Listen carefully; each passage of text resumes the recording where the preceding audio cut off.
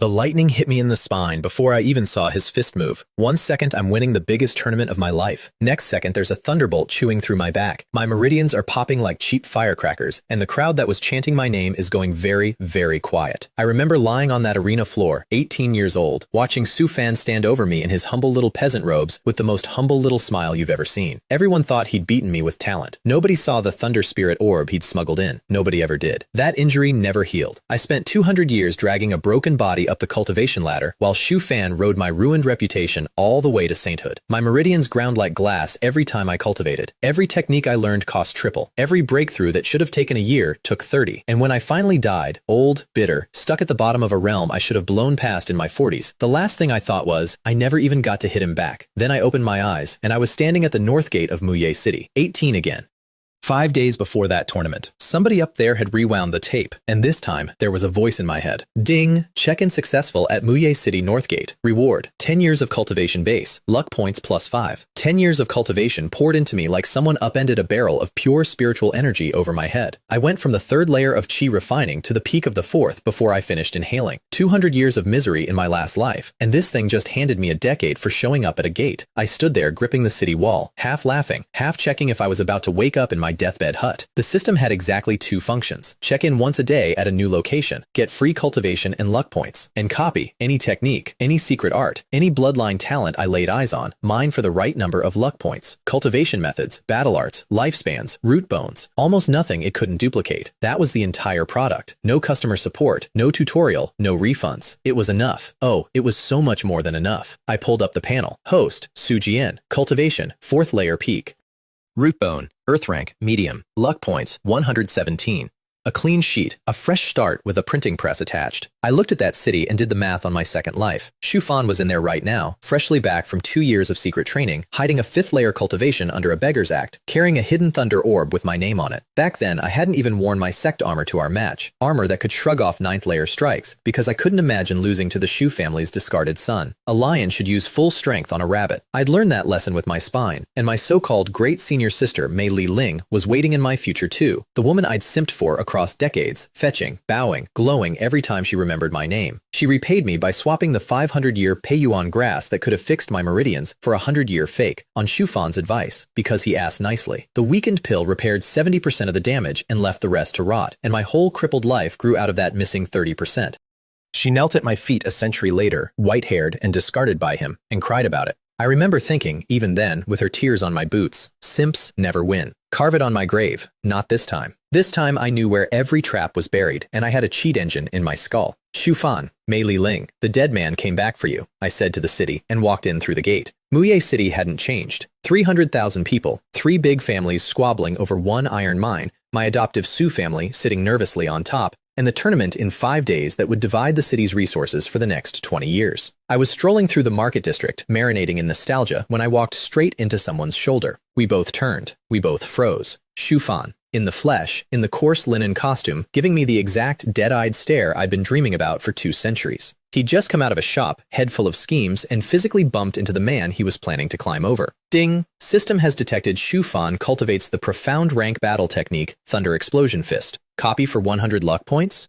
I almost laughed in his face. The signature fist he was planning to break me with, the one that had walked all over my wind-breaking palm in my past life, and the universe was offering it to me at a street corner discount because he bumped my shoulder. Copy, I said silently. 100 points gone. Then the system offered the upsell. 4 points for minor achievement, 8 for major, 16 for perfection. 16 points to skip decades of training. System, take the 16. Insight flooded in like a dam failing. Suddenly I understood the Thunder Explosion Fist better than its owner did. Every joint angle, every timing trick, every place where lightning wanted to live in a fist. The whole download took 2 breaths. Shu Fan and I were still standing in the street, still locked in our little mutual glare, and in the space of that glare, I had robbed him blind. We both looked away at the same time, neither willing to show the other what was banked behind the eyes. He walked off with his shoulders tight, and I felt him fight the urge to look back. Later I'd learn he spent that whole afternoon uneasy, feeling like he'd lost something and unable to name it. Buddy, you have no idea.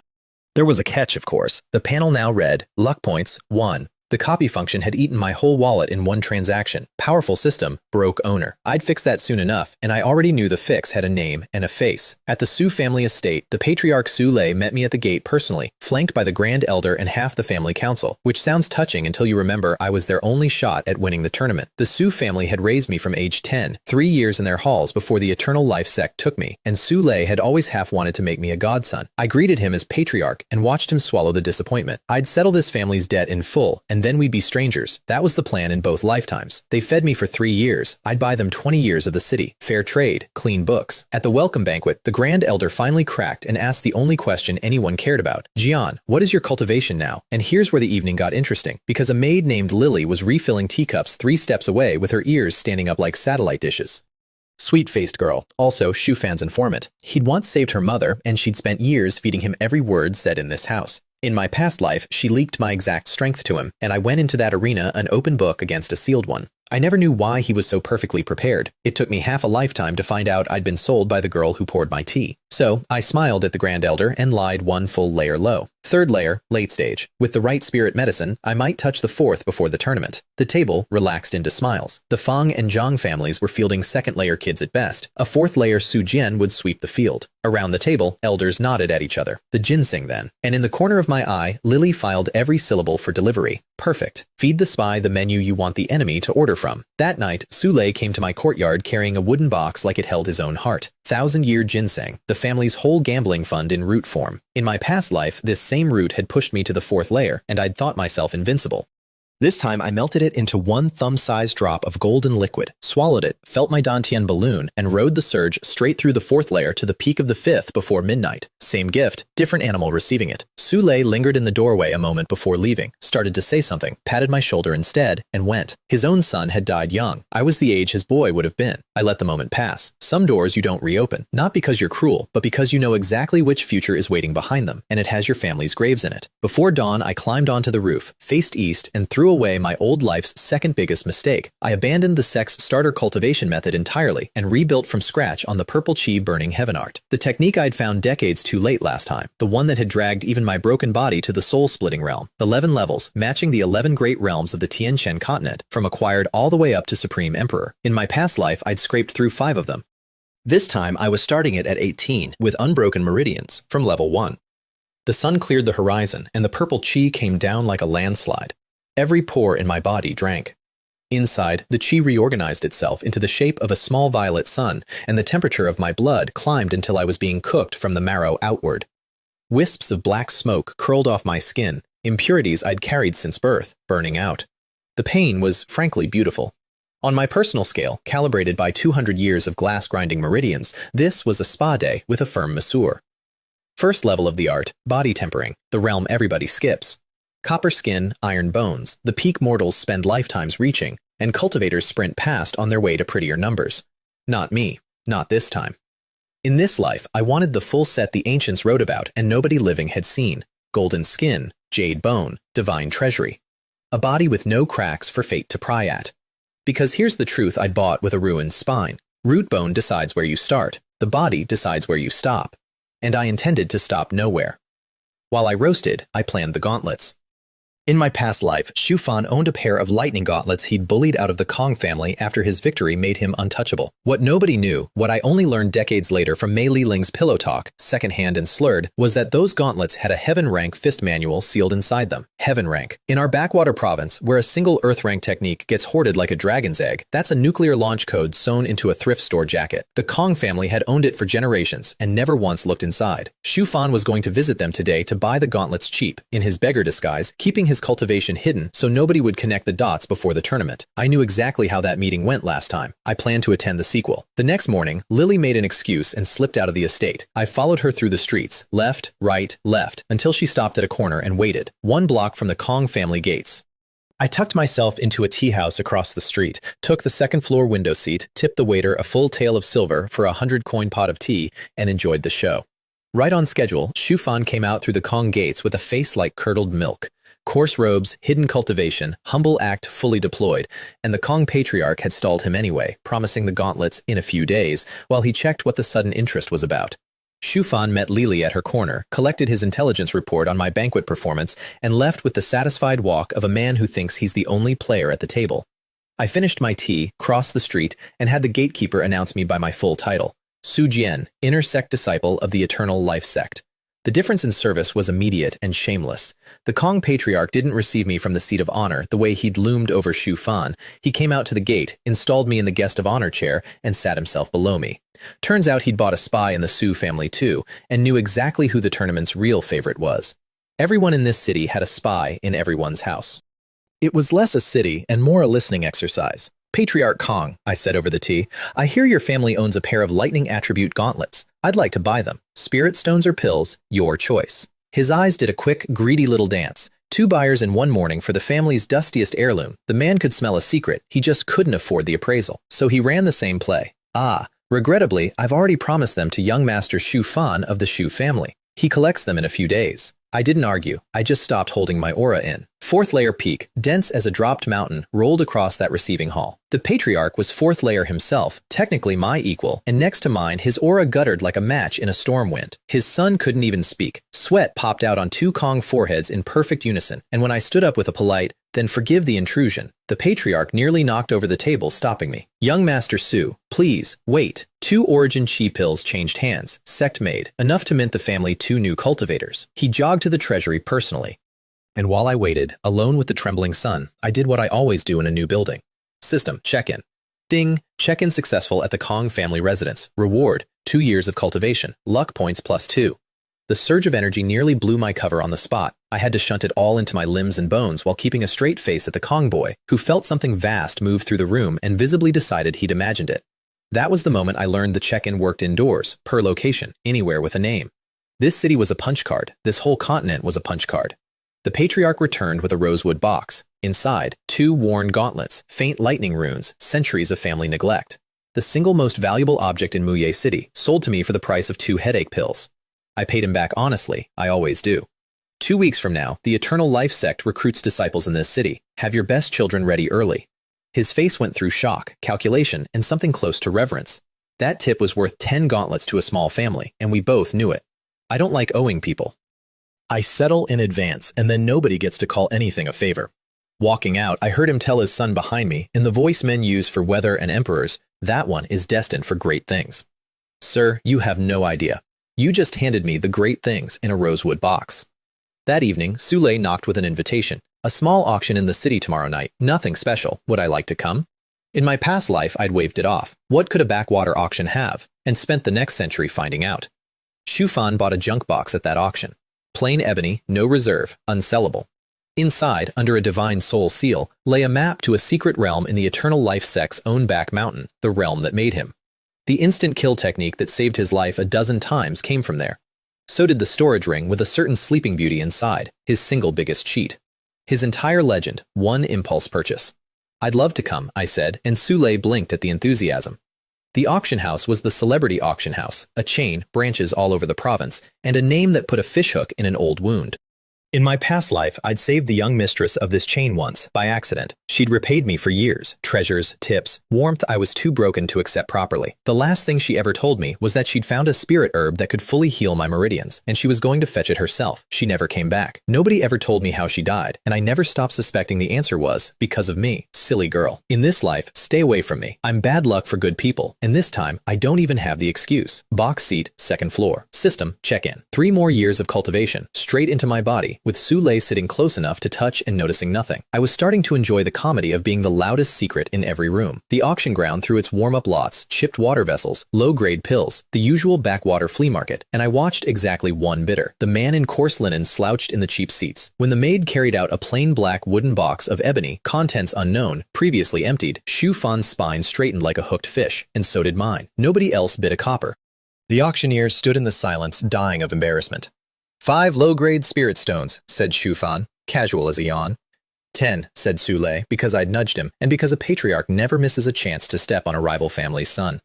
What followed was the pettiest, most beautiful bidding war in that auction house's history. 15, 20, 25, 40.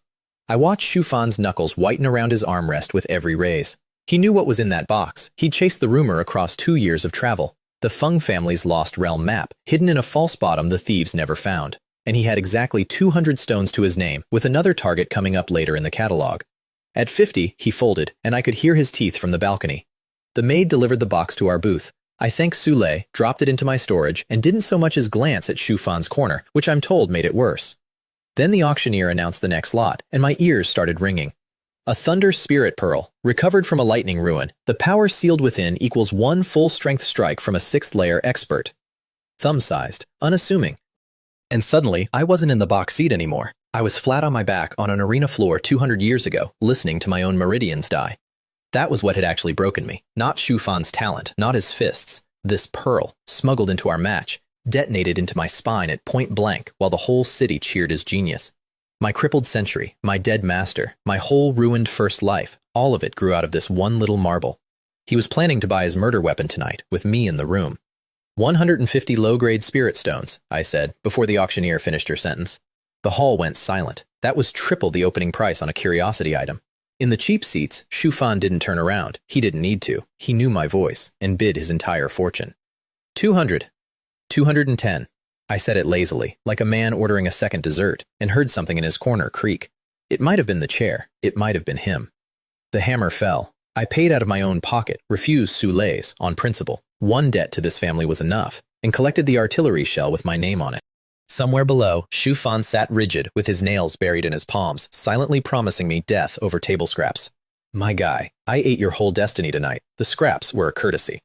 Back in my room, I went to work on the box. Spirit energy, nothing. Blood, nothing. Then I pressed my divine soul against it and felt the seal bite back. There it was, a soul lock on the seams. I poured in divine soul power until the hidden runes lit and shattered, and the false bottom clicked open on a palm of silk thin as a cicada's wing. The map, the eternal life sex back mountain. Unmistakably, I'd spent 200 years on that mountain. I knew every tree by its bad attitude. Shu Fan had spent years searching that slope precisely because the terrain had shifted since the map was drawn. I wouldn't need years. I needed one afternoon and a shovel. And then, because the night was young and I am who I am, I drew a second map. Same silk weight, same aging, same brushwork. Only my version led to a different secret realm, one I remembered from my past life, where 30 treasure hunters had walked in and one had walked out, and only because a broken teleport formation misfired in his favor. I sealed my forgery into the false bottom, restored every rune, aged every scratch. By morning, not even the original mapmaker could have told you the box had been touched. Then I called in my 2 maids, the loyal one and the spy, and handed them the box with my best, helpless young master face. I bought this at auction, and I can't make heads or tails of it. You girls are more careful than I am. Study it for me? 2 days. Don't lose it. It's important. Lily's eyes did the tiniest flicker. By lunch, she'd invented an errand and carried my box across the city in a vegetable basket. By evening, it was back in my room, and when I checked the false bottom, my forgery was gone. He hadn't even copied it. He'd taken the actual silk and left the compartment empty, greedy to the last. A spy in your house is a problem. A spy in your house with confirmed reading habits is a courier service with free delivery. When I told Sule, his murderous intent nearly peeled the paint. I asked him to hold the execution until tournament day. No sense alerting the customer before the package ships. He nodded slowly and said the sentence that settles these things in a cultivator city. Those who sell their master are buried with their whole household. The last item on my checklist was the pearl itself. I pushed my divine soul into the ownerless lightning and branded my mark on it. From now on, every volt of that stored violence answered to me and me alone. In my past life, this pearl ended me. In this life, it was going to open the show. That night, the system spoke up on its own for the first time. Ding! System task issued. Tomorrow, you face Shu Fan. Defeat him decisively and completely change your destiny.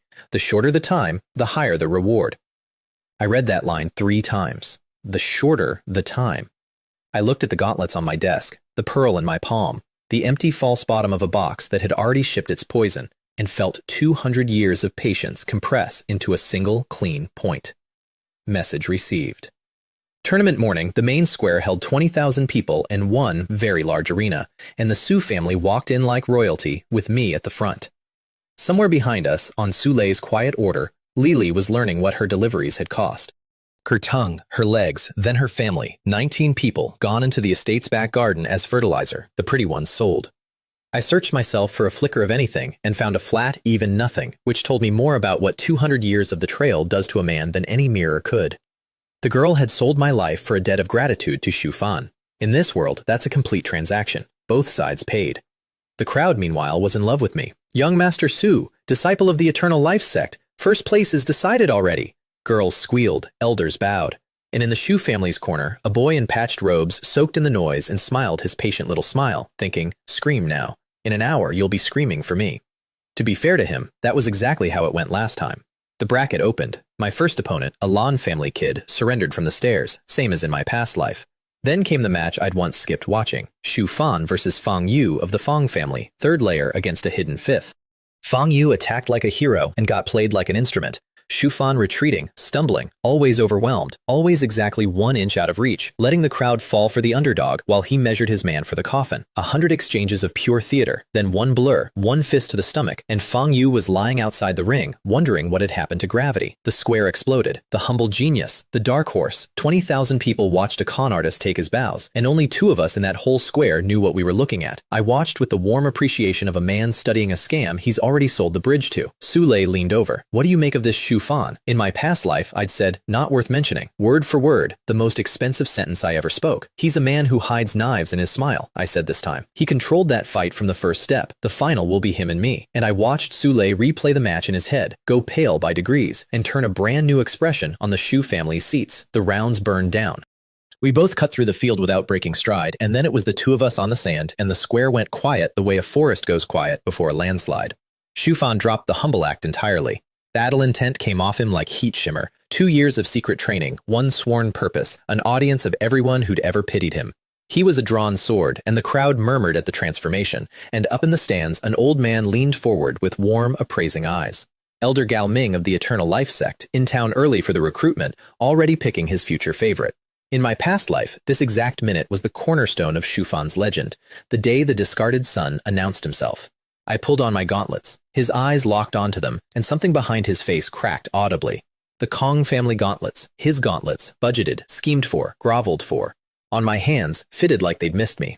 He shot one glance of raw murder at the Kong family seats. Yesterday you ignored me, today you can't afford to know me, and I gave him a moment to marinate in it, because I am, at heart, a generous person. I heard you wanted these, I said, flexing the lightning runes awake. How do they look? Su Jian. He got his voice level, which honestly impressed me. I've waited a long time for this match. Today, you're my stepping stone.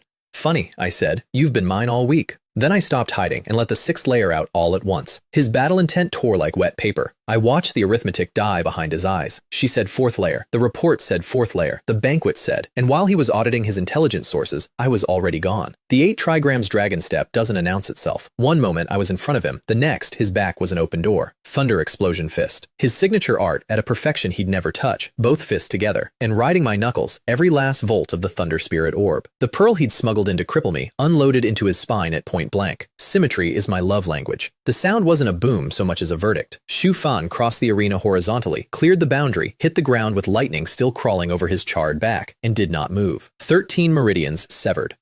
7 channels scorched black. His dantian cracked at the rim. The exact injury he'd given me in my past life, delivered with 2 centuries of compound interest, in front of the same crowd, on the same sand. 20,000 people made no sound at all. Then they made all of it at once. His father carried him off without meeting a single pair of eyes. The families who'd spent the morning courting the Shu seats developed sudden amnesia about where those seats were. Up in the stands, Elder Gao Ming's admiration pivoted to me mid-sentence. Smooth as a weather vane, the sex talent scouts have no loyalty, only inventory. And somewhere under the roar, in the medical tent, a boy woke up to the news that the herb needed to fix his meridians cost more than his entire declining family was worth, and began to understand what the bottom of a hole looks like from inside. I know that view, Shu Fan. I furnished it for you personally. The system rang like a slot machine. Ding. First task complete. Time. 2 breaths. Distributing rewards. 15 years of cultivation. 500 luck points deducted from Shu Fan. 1 mind-reading rune. Permanent. Single target. Hear their every thought.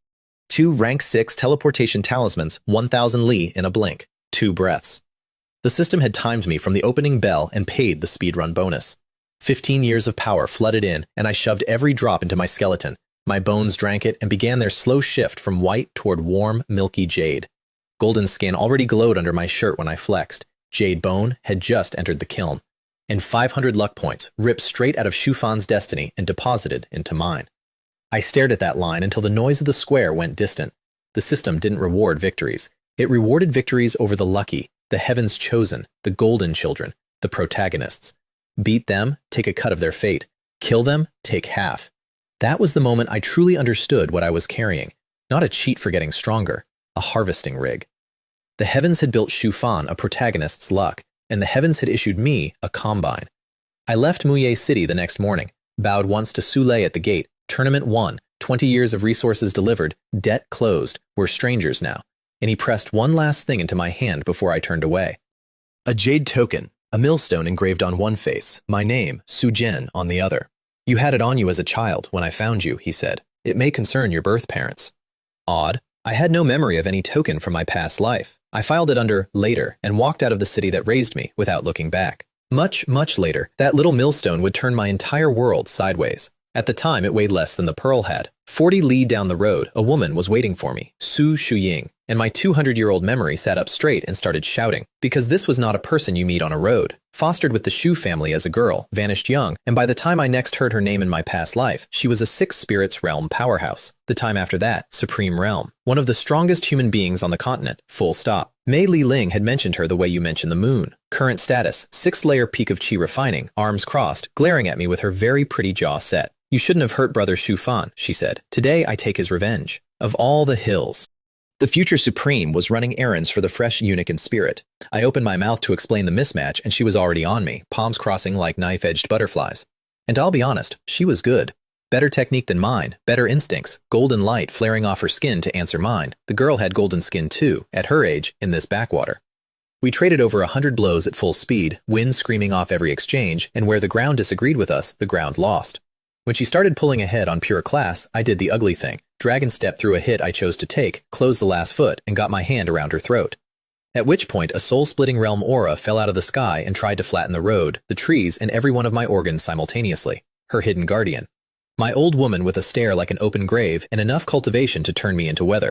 Release the young miss, she said, or you do not leave this place. Let the record show my position. A 6th-layer brat, holding a hostage I couldn't hurt, in front of a woman who could kill me with a cough. 40 li from anyone who'd even report me missing. My options were die, grovel, or do something so structurally unhinged that neither of them could process it in time. So I pressed a seal to Shu Ying's forehead and cast the shared fate curse. A thread of red light stitched her brow to mine and sank in. Life-linked. 3 years, the most my cultivation could hold. If I die within them, she dies with me. Soul scattered. No exceptions, no cure, no realm high enough to matter. It's a curse I'd looted in my past life and never once dared use on anything. Turns out the correct occasion is when a grandmother is about to fold you into origami. The old woman froze mid-lunge like somebody had unplugged her. Shu Ying touched her forehead, followed the red thread to its conclusion, and, credit where due, didn't scream, didn't beg, didn't even swear. She looked at me with something between fury and fascination and said, "The shared fate curse. You actually," she exhaled.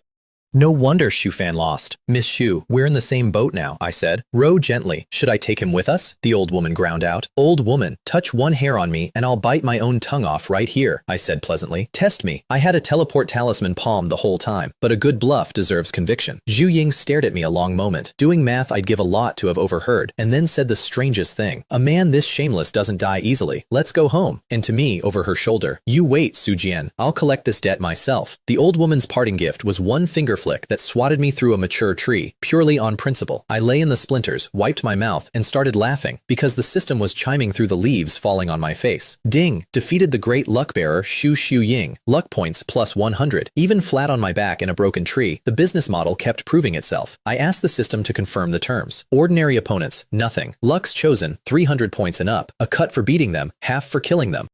The heavens ran a rigged casino, where the golden children always won, and my system was a license to rob exactly those tables. Fine. If the world insisted I be the villain in somebody's heroic legend, I'd be the best paid villain this continent had ever seen. I picked the bark out of my hair, pointed myself at the Eternal Life sect, and started the 20-day walk back to where the rest of my past life's debts were sitting unpaid, with interest accruing daily. The wilderness check-ins paid 1 luck point a day, and not a wisp of cultivation. Just to remind me who kept the books. 20 days, 24 points. Palaces in the cities, pocket lint in the woods. Noted. You stingy little accountant. Noted. The Eternal Life Sect's gate check-in paid out 10 years and 12 luck points, and I nearly wept on the doorstep. Home, where the loot lives. The energy surge shot my cultivation from the 6th layer clean through to the middle of the 7th. A full minor realm at the gate, like the mountain itself was welcoming me back. First familiar face through that gate, Chang Ba Ye, a named disciple from my intake year. All smiles and greetings. Junior brother, you're back. In my past life, after my meridians broke, this exact smile spent decades calling me deadweight in every courtyard conversation, lobbying to have the cripple expelled, right up until I arranged for a pack of beasts to hear his opinion on the matter. I nodded past him and kept walking, and behind me the smile curdled into a muttered, "Just wait for the great competition." Trash. Some people, you don't need to punish twice. You just stop pretending, and their own rot handles the schedule. Second face. My second senior brother, Wei Long, waving from the path up Little Bamboo Peak with honest joy all over him. Junior brother, your trip clearly went well. Look at that cultivation. This one was real. In 2 lifetimes, Wei Long never once treated me as less than family. He was also hopelessly, silently in love with our third senior sister, He Fan. Never said a word, not even when she passed his own secret technique to Shu Fan and let him take the punishment for the leak. Not even on the day she died, shielding Shu Fan's escape. In my past life, my good, stupid, loyal senior brother went into a death realm chasing her revenge and never came out. A good man aimed at a cliff. This life, I intended to steer him clear, mostly by demolishing the cliff. Which brings us to the cliff. Mei Li Ling and Hei Fan came down the path together, my great senior sister and third senior sister, and gave me the precise temperature of greeting you'd give a delivery boy who tracked mud in. Mei Li Ling, cool and lovely and remote, every inch the fairy I'd once worshipped. The herb swapper, the woman whose approval I'd chase for decades like a dog chasing a cart. "You're back," she said. "Don't disturb Master's seclusion." "Wouldn't dream of it, senior sister," I said, bowed the exact regulation depth and not a hair more, and walked on. I felt her frown land between my shoulder blades. The old me would have stayed to bask in even that. The new me had a heaven-rank technique to unwrap. Behind a locked door, I tore open the Kong family gauntlets. My fist, golden skin against lightning shield, cracked the outer casing, and there it was. A strip of silk thin as a cicada's wing, crawling with lightning runes. I touched it with my divine soul, and it dove straight through my brow into my sea of consciousness, and the words lit up my skull, one character at a time. The Wind and Thunder Fist. Fierce and dominant, swift as the gale. When wind and thunder rise, 10,000 fists fall in sorrow. 9 strikes, 1 unlocked per great realm, because each strike demanded multiples of the lightning that fed the last, a fist technique that grew with you for an entire cultivation career. The second gauntlet held the manual's second half. No rank was written anywhere, and none was needed. Reading it felt like being led into a room where the furniture was made of storms. Heaven rank, or the word means nothing. In my past life, Shu Fan debuted this fist months from now, and one-shotted a foundation establishment senior while still in chi refining, and the sex leadership fell over themselves to adopt him. This fist was the engine of his whole legend. Wrong mailbox this time. I burned the empty gauntlets to ash and slept like a well-fed thief. To power the fist, I'd need to condense a seed of lightning inside my own dantian, and the sect had exactly one all-you-can-eat lightning buffet, Wind and Thunder Valley, foundation establishment and above only. I'd get there. First, the mountain had an appointment for me. Wei Long knocked the next morning, proposing a training trip to the back mountain. My eyes must have lit up like festival lanterns, because the back mountain was where my auction map pointed, and my honest senior brother had just volunteered to be my alibi. The back mountain reminded us both, quickly, that it wasn't a park. A pack of hunting foxes found us within the hour. Small, wolf-brained, claws that opened throats, 3 dozen of them flowing around us in a closing crescent. I picked their leader out of the pack at a glance, not the biggest, the red one hanging back. 2 lifetimes of beast lore has its uses. Wei Long took my word without blinking. That's the kind of man he was, and went for the red fox while I danced the dragon step through the pack, opening throats with a borrowed sword and a finger's worth of sword chi, mindful to keep the pelts intact because fox fur pays. Then the red fox stopped pretending, and its aura jumped a full tier, 3rd rank, a beast at purple mansion level, in the outer hills where 2nd rank was supposed to be the ceiling. Wei Long's sword stroke started missing air, then his armor shattered, then a claw opened his arm to the bone, and I made a decision I'd been hoping to avoid. I began condensing the purple chi sphere from my dantian, 20 days of accumulated cultivation, all of it, for one overrealm kill. A sword light fell out of the sky first, and nailed the fox to the ground through its skull. Above the trees, a woman stood on a flying sword, white robes, veiled face, posture like a drawn blade at rest. Kong Yun Shi, great senior sister of the whole sect, the sect leader's daughter, the once-a-century genius. In my past life, I'd seen her maybe 4 times from a distance before she vanished for a century, and the next time she appeared, she was 6 spirits realm, and came with a teacher who erased armies by hand. Beast lords are fighting in the deep mountains. The small ones flee outward. Go back to the sect, she said to the trees in general, and was gone before Wei Long finished his bow.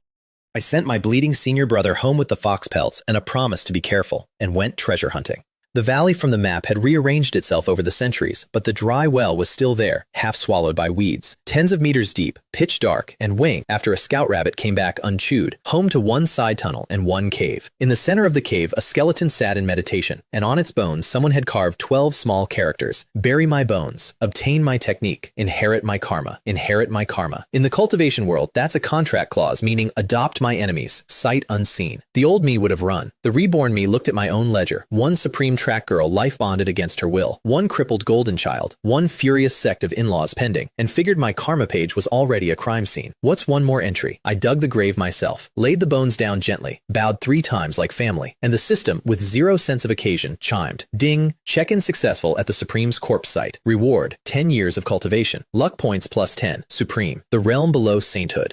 I'd just given a backyard funeral to one of the strongest beings this continent had ever produced, and my system logged it as a scenic viewpoint. I stood over that grave with my scalp prickling, recalibrating what kind of karma I just signed for. His farewell gifts were 2 boxes. The first held a yellowed scroll, the 100-fold Ascension Instant Kill Technique. Reverse your spiritual flow, multiply your power 10, 50, 100 times for a single strike, then collapse, drain to the dregs. The secret art that had yanked Shu Fan out of a dozen certain deaths in my past life, the trump card under all his trump cards. The scroll dissolved as I finished reading, leaving one strip of silk written in dried blood. With my technique, kill Qin Shan, and the karma is settled. I'd never heard the name, which frightened me more than any name I knew, because whoever could drive a Supreme's protector into a hole in the ground to die operated on floors of the tower I couldn't see from the basement. Don't worry, Senior, I told the silk anyway. The day my sword reaches him, it goes through. The silk burst into flame on its own, like it had been waiting for exactly those words, and for one uncomfortable second I felt less like a bandit and more like an heir. The second box I carried home unopened, because I knew what slept inside, and you don't wake that in a hole in the ground. Behind my locked door, I set the storage ring on the table, plain band, faint blue sheen, the single most valuable object of Shu Fan's entire past life, and no one had ever known why. I looked at it and said, "Come out, I know you're in there." Silence. I poured tea. I can wait beautifully. I once waited 200 years. Nearly an incense stick later, a voice like cold silk. "How did you know I was inside?" She rose out of the ring like frost forming in reverse, a woman's figure in remnant soul, worn nearly to transparency, and even as a ghost's ghost, the most beautiful thing I'd seen in 2 lifetimes. My eyes glazed for exactly half a breath before I slammed the shutters, and I watched her register that. A chi-refining mortal, recovering from her face in half a breath. Her appraisal of me visibly ticked upward. Her name was Su Xuan. In life, Supreme Realm, one of the monsters of a previous era, ambushed and butchered by a rival clan, her body destroyed, her soul saved only because her lifelong bodyguard, the skeleton in my well, Venerable Hong Fa, burned his own existence for decades to keep her flame lit. When I told her I'd buried him, something crossed her face that had waited centuries for permission to exist, and I looked politely at my tea until it passed. Then we negotiated like arms dealers. Her offer, she'd guide my cultivation and hand me techniques this backwater had never dreamed of, in exchange for half my daily spiritual energy to rebuild her soul, and someday, help finding a new body. Reasonable, generous even. My counter, all of that plus a shared fate curse. The temperature dropped. "You want to life bond a Supreme?" "I want to life bond a Supreme who will one day recover," I said. "The day you're strong again. I'm a witness with a curse mark on your soul. I'd rather be your conjoined twin than your loose end. If I die, you die. Now neither of us ever has to wonder." She stared at me for a long, long moment with those faded, furious eyes, and then she laughed. Quietly, ruefully, the first real sound out of her in centuries, I'd bet. "Even at my peak, killing you would cost me everything I have left." Fine little schemer. Bane it. The red thread sank into her soul, and I sat back and did the tally. 2 women life-bonded to me inside 1 month. My past self died alone in a hut, unloved and unpaid. My current self was building a diversified portfolio. "I'll feed you as much energy as you can hold," I told her. "Wait for my signal to absorb." The signal came the next morning at the sect library. Check-in, 8 years of cultivation, all of it shunted through the ring. I felt her shock ripple up my arm as a decade of pure power landed in her ghostly lap. She'd budgeted years just to stabilize her form. She got it before lunch, and from inside the ring came a very small, very dignified silence, which is what a Supreme sounds like when she's reevaluating a dirty painting into a lost masterpiece. By week's end, I'd walked the check-in circuit of every peak, poured the proceeds into her, and mastered the 100-fold ascension besides, a technique Hong Fa had refused to teach even her, cracked in days. "Some people cultivate it a lifetime and never touch it," she said slowly, watching me run the reversal drill. "It chooses its own." "It has taste," I agreed, and felt the ring radiate the urge to strangle me, followed, unmistakably, by something warmer underneath. We were, after all, in the same boat now. I built the boat that way on purpose. Master came out of seclusion a week later, and Little Bamboo Peak threw the closest thing our sleepy peak ever had to a festival. Shu Ling had broken through to the soul-splitting realm, one of 3 people in the whole sect at that height, and she emerged looking decades younger, glowing like fresh porcelain, while peak lords lined up with congratulations, and we disciples ran tea like waiters at a coronation. I stood in that receiving line and looked at the one elder who had never given up on me in either lifetime. When my meridians broke last time, this woman didn't demote me, didn't quietly transfer me, didn't do any of the reasonable sect things. She went out herself, year after year, hunting herbs for a cure that her own eldest disciple had already sabotaged. She died for that stubbornness eventually, ambushed on the road by a grown Shu Fan, and her loyal disciples mourned a beast attack, because that's what Shu Fan told them. And Mei Ling only learned the truth decades later, from his own mouth, after he threw her away too. Not this time, master. This time, your problem children get handled early, and you get to grow old being right about me. When the guests cleared out, she lined up her 4 disciples and went down the row, and stopped at me. Jian, 7th layer peak? You were 3rd layer when I entered seclusion. Mei Ling and He Fan turned in perfect sync, ran the same math, and arrived at the same ugly sum. Their 2-year climb, done by the junior in 2 months. Master's discerning eye misses nothing, I said, and rolled out my cover story. A chance epiphany mid-training, cultivation soaring, insight blooming, tragically unrepeatable. Epiphany is the cultivation world's holy lottery. It can't be taught, can't be bought, and can't be fact-checked, which is what made it the perfect alibi. Shu Ling beamed. Your own destiny then. Mei Ling's smile stayed exactly where she'd nailed it. He Fan's didn't quite. Then Master handed me a jade slip, and the temperature on the peak dropped to 10 degrees. The shattered jade finger, her personal killing art, Earth rank medium, the technique the 2 senior sisters had begged for across years and never received. Better shattered jade than whole tile, a finger strike that compresses your spiritual power to bursting and trades 1/3 of your reserves for 1 annihilating point. I'd seen Master crop a mountain peak with it once, so had they. He Fan's face went through 4 shades. Mei Ling's went through none, which was worse. In my past life, these 2 spent decades slow cooking their jealousy of a cripple. This version of me was being handed everything they'd ever wanted, in front of them, by the woman they'd counted on to favor them forever. That night, for the first time, their resentment stopped being about me and started including Master. I noted it the way you note weather. Jealous people make mistakes, and I collect mistakes professionally. Speaking of collections, the monthly lottery came due, and I'd completely forgotten my system even had one. System, draw, ding, congratulations, 1 epiphany, duration, half an incense stick.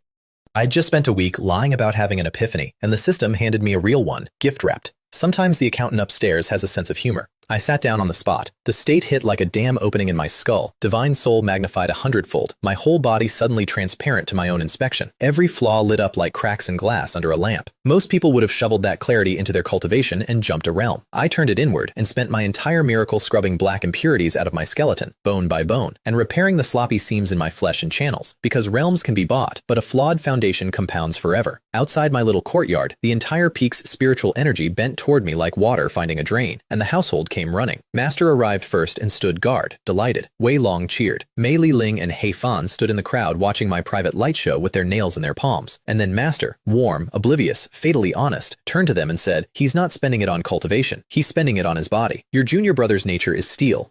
His achievements will far surpass mine. Treat him well. 2 women decided, right there, in the light of my epiphany, that everything I gained had been stolen from them personally. Inside the ring, a 3rd woman was drawing the opposite conclusion. Su Xuan had watched me spend a divine windfall on bone hygiene, and Joy, she admitted this much later, began seriously weighing whether to teach me her clan's forbidden art, the Great Sun Divine Fist, a technique so violent it routinely killed its own practitioners mid-training, which even she had never dared push past its opening strikes. She looked at the lunatic polishing his skeleton and thought, this one might actually survive it. Everyone was making plans for me that week. It's nice to be popular. Then I went to Wind and Thunder Valley and gave the sect something to talk about for a decade. Master's token got me past the gate elder, Song Tao, a rules and granite old man who looked at my chi-refining aura, told me flatly not to cry when my meridians fried, and let me in anyway on the 3rd elder's face. Inside, a canyon under a permanent storm. Lightning fell like weather into a thunder pool, and up both cliff faces ran carved platforms, each level doubling the voltage, each dotted with Foundation Establishment seniors grinding their bodies against the sky's temper. Check-in, 10 years. This valley was a 5-star location, and I hadn't even sat down. I took the lowest platform, and the local crowd immediately opened a betting pool on the chi-refining tourist. 100 breaths, said the optimists, and told the story of their own first attempts to prove it. 500 breaths later, I stood up and climbed past the 2nd platform to the 3rd, quadruple lightning. The pool collapsed into offended silence, and someone went sprinting for witnesses. They thought I was enduring it. I was eating it. The Wind and Thunder Fist's method spun every bolt into a growing thunder pearl in my dantian. The overflow scoured the last stubborn impurities off my bones, and my pain scale, calibrated on 200 years of shattered meridians, read the whole experience as a firm massage with theatrical lighting. An hour in, the valley was a crowd. 2 hours in, the crowd was a mob, because the sect kept exactly one legend about this place. Kong Yun Shi, who at the 8th layer of chi refining had lasted 2 hours on these platforms, the record every disciple in the sect measured their inadequacy against. I was sitting on top of that record, cross-legged, at the 7th layer, condensing a lightning ball, and honestly a little bored. Kong Yun Shi herself arrived, drawn by the commotion, walking up the cliff air like a garden path, and settled beside her best friend Wu Shu Yi at the summit. And Wu Shu Yi, watching my hour count climb, chose that exact public moment to commit friendship's highest treason. Great senior sister, remind me what you vowed when your father tried to arrange your marriage. Something about any man who breaks all my records? I'll be his Tao companion, the sect's untouchable ice queen finished. In the voice of a woman hearing her own contract read back in court, the nearest platforms went very, very attentive. The Valley record, she added, with dignity assembling itself in real time, is one of many.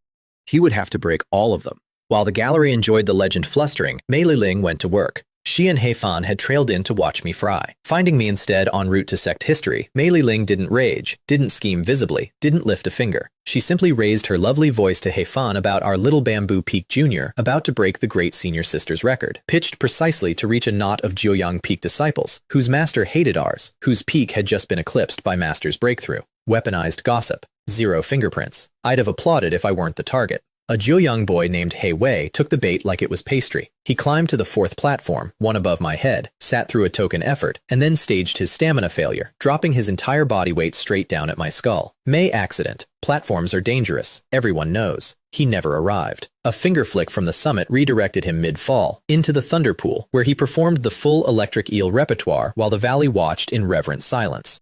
Kong Yun-shi let him marinate a while before fishing him out, limp and smoking, with one hand. Until this junior brother rises, she said to 200 cultivators, no one climbs above the 3rd platform. Every head in the valley found its own feat fascinating, and Wu Shuyi, smiling pleasantly, looked directly at Mei Liling across the crowd and held her gaze until Mei Liling's nails went through the skin of her palms. 4 hours. I finally opened my eyes because the 3rd platform had stopped being food and climbed to the 4th just to hear 200 people inhale at once. May Hour there finished the work. Deep in my body, a sound began that I'd been chasing since Muye City. One bone rang, then its neighbor, then all of them, 206 chimes in sequence, a full-body bell choir, the sound of the last impurity leaving the last bone. Jade bone, complete. The second of the 3 great body foundations, finished before foundation establishment, which the manuals politely describe as impossible, and the manuals can take it up with my skeleton. I walked down through a valley of open mouths, and the gate elder was waiting for me at the exit, with new orders and something adjacent to a smile. Su Jian, the sect leader wants you. Now. I flew up to the main peak on his sword, kicking myself the whole way. I'd spent today's check-in on the valley, and the main peak was obviously the best plot in the sect. A harvester regrets nothing louder than an unpunched card. The main hall held the entire senior management of the Eternal Life sect in one room. The sect leader, every peak's elder, and Sijing sitting below them, radiating boredom at last relieved to Kong Yun-si. I bowed my way through the introductions and got the situation raw. The Great Sword Pavilion had arrived that morning for the 20-year duel, the contest that set each sect's cut of the shared Spirit Stone mine. Half the sect's entire income, riding on a youth tournament. In my past life, we lost this year's badly, and every peak tightened its belt for a decade while I was too busy dying by inches to care. And in the strategy session, when the elders had deadlocked on the 5th and final chi refining slot, one voice had spoken up to recommend a name, the first recommendation of its owner's entire life. I nominate the 3rd elder's disciple, Su Jian. The hall, by all accounts, had gone silent. The sect's living legend, who praised no one, staking her judgment on a 7th-layer junior she'd watched for one afternoon with her father in the room. The 8th elder had backed her with the valley story. The sect leader, curious what could make his daughter spend words, had sent for me on the spot, with a compromise attached, because a 10th of the mine hung on every match. Prove it first. They fetched Wu Chung, a body-refining ox at the 8th layer, late stage, the sect's benchmark for hitting things, and set us loose in the plaza while the whole council watched from the terrace, and Kong Yun-shi watched me with the professional calm of a woman confirming an appraisal. Wu Chung looked down at me the way big men look at arithmetic they've already solved, and gave a speech about the weight of his fists and the value of surrendering early. Senior brother, I said, let's see if the fists talk as well as the mouth. He led with his python bull fist, full power, the punch that had made his reputation. I met it with a bare fist and no spiritual energy at all, body against body, his specialty, my new religion. And the collision made exactly one sound before he folded around my follow-up like laundry. They carried him off while the sect leader laughed from the terrace and 10 mid-grade spirit stones landed at my feet like a tossed tip. Tomorrow, said Kong Ma, sect leader of the Eternal Life sect, looking down at me with the expression of a man rechecking an inventory list he'd badly misfiled. Don't embarrass her. Master walked me home herself, offered to cram me a technique overnight, accepted my refusal with visible relief, and said the things she'd say in any lifetime. Even if you lose, you have me. I'm soul-splitting now. I can afford to keep you. In my past life, I'd have wept at that. In this one, I bowed, went inside, and spent the evening unwrapping the first strike of the Wind and Thunder Fist against a boulder behind my courtyard. One punch, one crater, one boulder redistributed across the county, and then had to explain the noise to my entire assembled Peak family. Master examined the debris field. Mei Li Ling and Hei Fan examined the debris field. I stood in the middle of it wearing my best, just practicing face. Tomorrow was going to be fun. The Great Sword Pavilion arrived the way sword sects do. Their master, Su Qing, opened negotiations by attacking our sect leader 3 times in midair as a greeting, got parried with the sect's most basic sword art, performed at a level that made it unrecognizable, laughed, and walked in arm with him. Cultivator diplomacy. The handshake is attempted murder. The terms got worse from there. Su Qing proposed a new format for the Qi refining bracket. 5 fighters aside. Winner stays on the stage until someone runs out of bodies. 35% of the mind to the winning side, 15 to the loser. A meat grinder format and a trap, because everyone could see the 2-meter monster standing behind him, and everyone understood the plan. Bleed our roster on his lesser fighters, then send the monster in fresh to eat whatever remained. Our sect leader, cornered in front of his own disciples, accepted with a smile that cost him something. Tournament morning, the main square held every soul in the sect. Thousands of disciples had camped overnight for standing room. On the terrace, the sect leader, the assembled elders, and Bid, arriving on one flying sword to a roar that the elders' entrance hadn't gotten, Kong Yun Shi and Wu Shu Yi. Our 5 took the field. Fang Yi, He Kai, Yang Ma, Wu Sheng, and one 7th layer kid. The entire audience began mourning in advance, out loud, in real time. A 7th layer? Are we short on people? Wait, that's him, the one from the valley, Su Jian. Then the pavilion's 5 stepped out, and our side stopped gossiping, because 4 of them were 9th layer, and the 5th, Ma Long, was 2 meters of slab muscle, whose blood pressure alone felt like weather. Even our elders' faces tightened. I looked at Ma Long with everyone else, and felt something I hadn't felt since rebirth. Genuine anticipation. Body cultivator, real one. Finally, the grinder started grinding. Their Wu Bo opened, a burly saber man at the 9th peak, and our Hei Kai answered him, and for a while it was beautiful. He seized the initiative with a downpour of sword light, carved a bleeding line across Wu Bo's shoulder, had the whole home crowd on its feet. Then Wu Bo stopped defending and started collecting. "You've given me your swords," he said, hefting the saber 2-handed. "My turn." 18 gale slashes, delivered like a rock slide with a schedule, and on the 18th, Hei Kai's longsword snapped at the hilt. He froze over the stump of his own weapon for exactly the half-second the arena doesn't forgive, and Wu Bo kicked him off the stage with 3 boot prints on his chest, and notably, the flat of nothing. He'd never once used the blade on a disarmed man. Even our side had to respect that. Wu Sheng answered, our resident battle maniac, a man whose madman's 13 axes genuinely hit harder the less sane he acts. He came down on the tired Wu Bo like a landslide with opinions, eyes going red, twin axes blurring, every strike at the 9th layer's weight from an 8th layer body, and drove him step by step to the ring's edge. And Wu Bo, knowing he was finished, chose the sword sect answer, doubled his aura in one burst, and spent everything on a final raging dragon slash. The collision split both men's hands open to the webbing, blood on the sand from 2 directions, and when it settled, Wu Sheng stood on the stage and Wu Bo stood under it, and both sects bowed to the loser, because he'd priced his defeat in the winner's blood. Losing well is a discipline. Wu Bo had a doctorate. Their Shu Jing, a cold, precise saber woman, took the stage next and told the shaking, bleeding Wu Sheng, "You are no match for me." He laughed, said, "Let's check," and went mad one last time. She let him swing himself empty, vanished over his shoulder mid-stumble, and put a palm through his back that ended the argument. Then our Yang Ma traded himself for her. 200 blows of total war, no feints left, ending in a mutual detonation of trump cards that threw them both off the stage, spitting blood.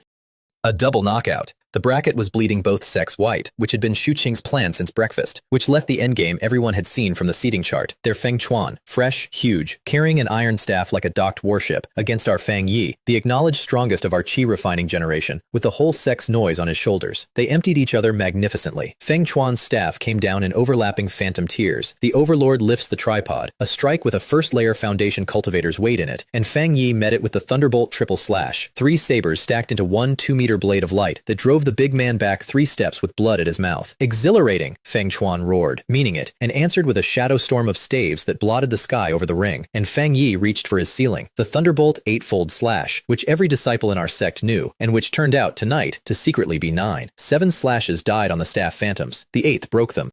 The 9th put Feng Chuan under the stage, and put a tear in Fang Yi's own meridians as the tuition.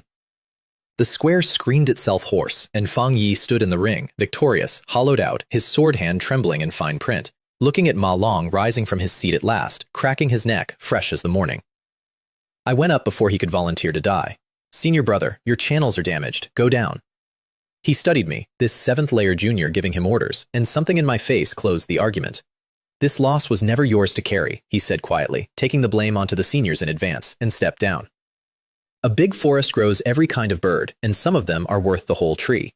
So, me and Ma Long, and a square full of people doing funeral math. The sect leader stood up. Su Jian, win this and the sect owes you 10,000 mid-grade spirit stones. A year of a whole peak's budget thrown onto the table to buy one teenager's morale. Across the field, Shu Qing matched it, a rank 4 marrow pill to Ma Long for the win, and the two sect masters settled back like men who'd each just bet the house. Sect leader, I called up. I want those stones. The crowd laughed. It came out steadier than they expected. It came out steadier than I expected. Ma Long didn't posture. He just raised a fist the size of my head in salute and threw it. No spiritual energy, no technique, just body, his invitation, his religion, and as of recently, mine. I met it bare-fisted, and the collision cracked the air across the square. He slid back 2 steps. I slid back 3. We looked at each other over the settling dust, and both of us started grinning at the same time, and the crowd understood none of it. Again, he said. 100 blows, bare knuckle, each exchange a small thunderclap. His bare-blooded bulk against my golden skin and freshly wrung jade bone. Under my shirt, my bones chimed with every impact. I could feel the jade luster deepening under his fists, the exact tempering the manual said needed decades, arriving free of charge with every punch. Somewhere in the exchange, I stopped tracking the tournament entirely. 200 years I'd been too broken to fight anyone straight on. This enormous, honest hammer of a man was giving me back something Shufan's pearl had stolen, one blow at a time, and I could have kissed him.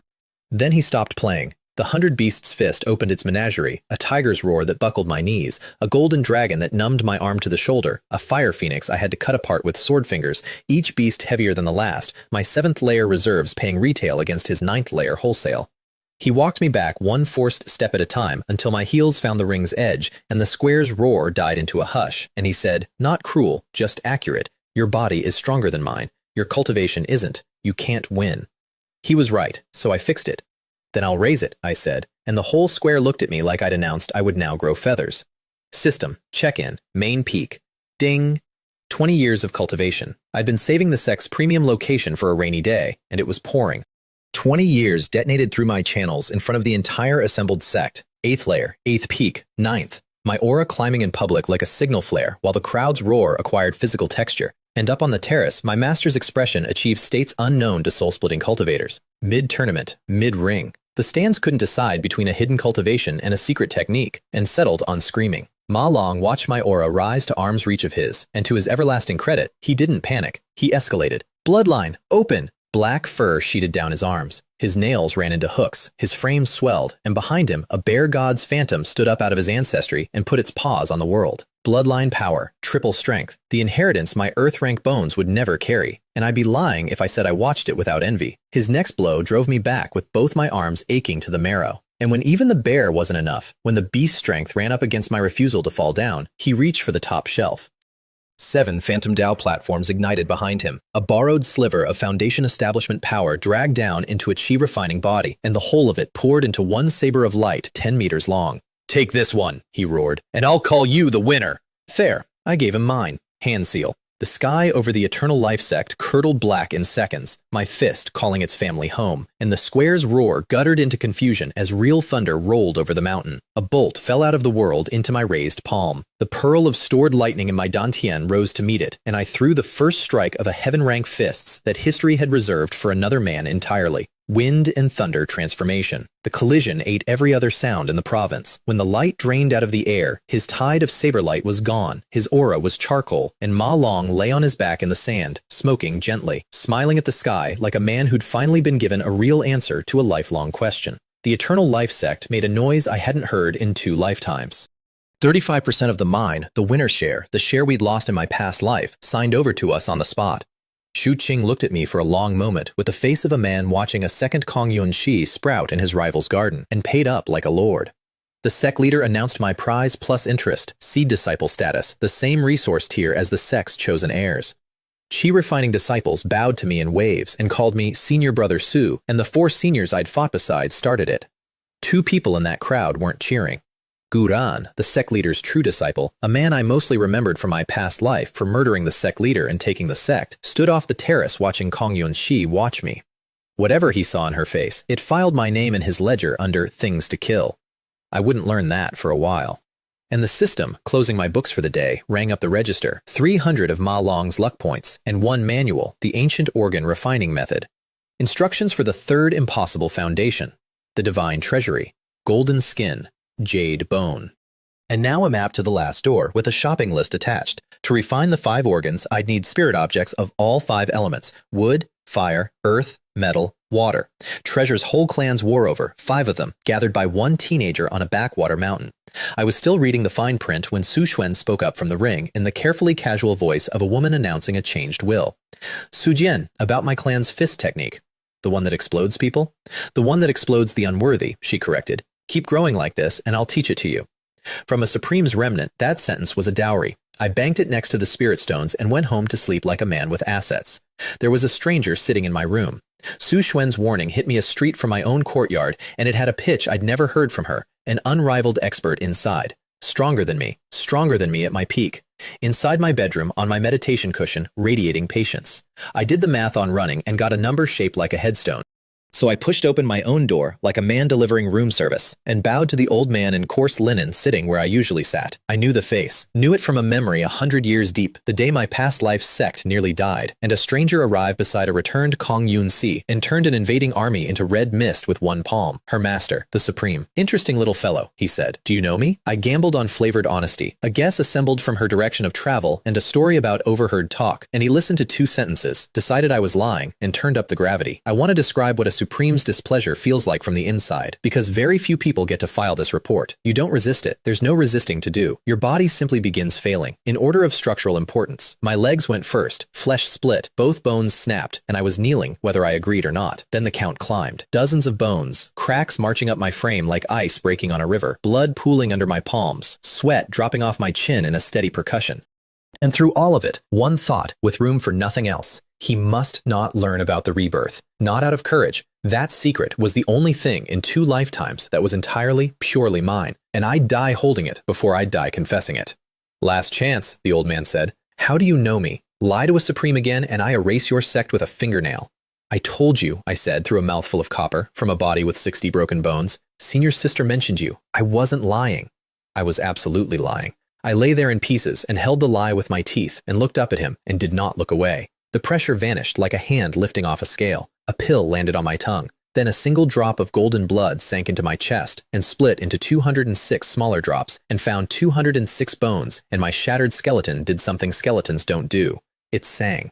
Every crack sealed, every seam fused. The jade luster I'd wrung into my bones at the valley deepened into something with glass and dawn in it. And when I stood up, legs whole, spine humming, my body was running on a tear I didn't have a name for yet.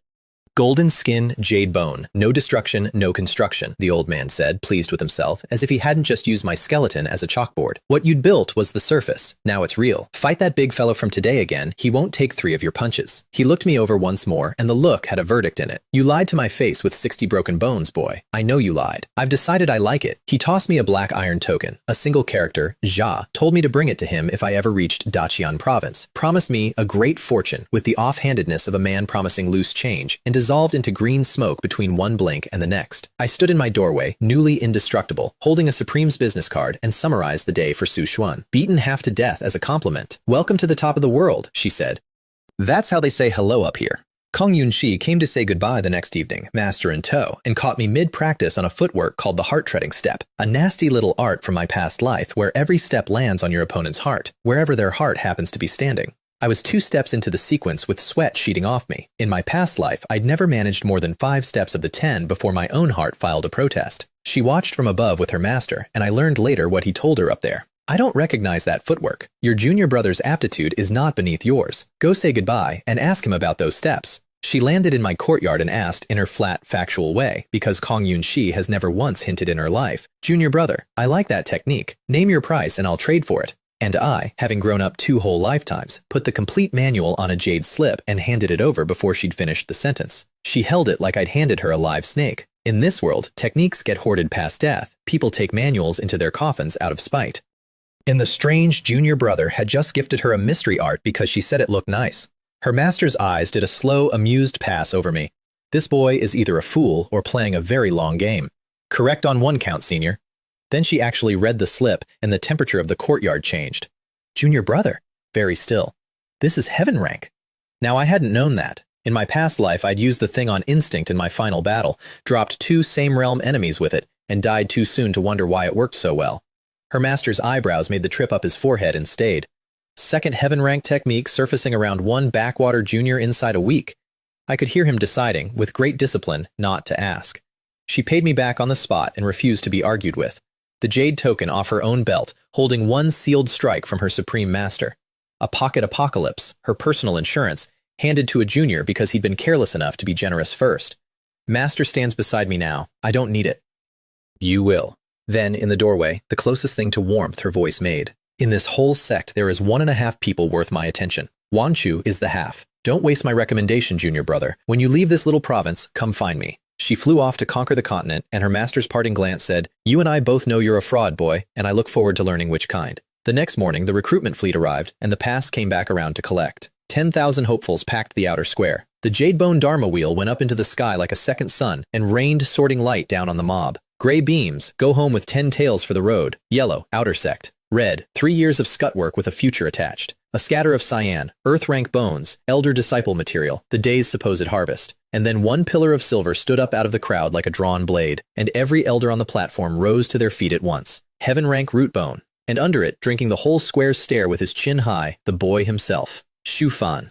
Meridians patched, I'd learn soon by whom, ambition fully reinflated, done forever with hiding, standing in his silver light like it was tailored. I'm not pretending anymore, that posture said. I am the genius, you are all furniture. In my past life, this was the day Elder Galming claimed him and began 2 decades of doting that armed my worst enemy. The elders never got the chance. Air folded on the platform, and the sect leader himself, Kong Ma, in person, at a recruitment, descended and claimed Shufan as a personal disciple on the spot, to the sound of 10,000 jaws hitting flagstone. My rewind had improved his draft position. I'd humiliated him so publicly that the sex master had come to inspect the silver miracle personally. Shufan found my face in the crowd and gave me a smile of pure velvet triumph. Look where you kicked me up to. I smiled back, doing arithmetic. My last withdrawal from you paid 500. Grow fat on the sect leader's resources, little leak. This farm runs on a schedule, and the schedule is mine. And then, at the edge of the emptying square, there was the girl in the gray light, Han Mei.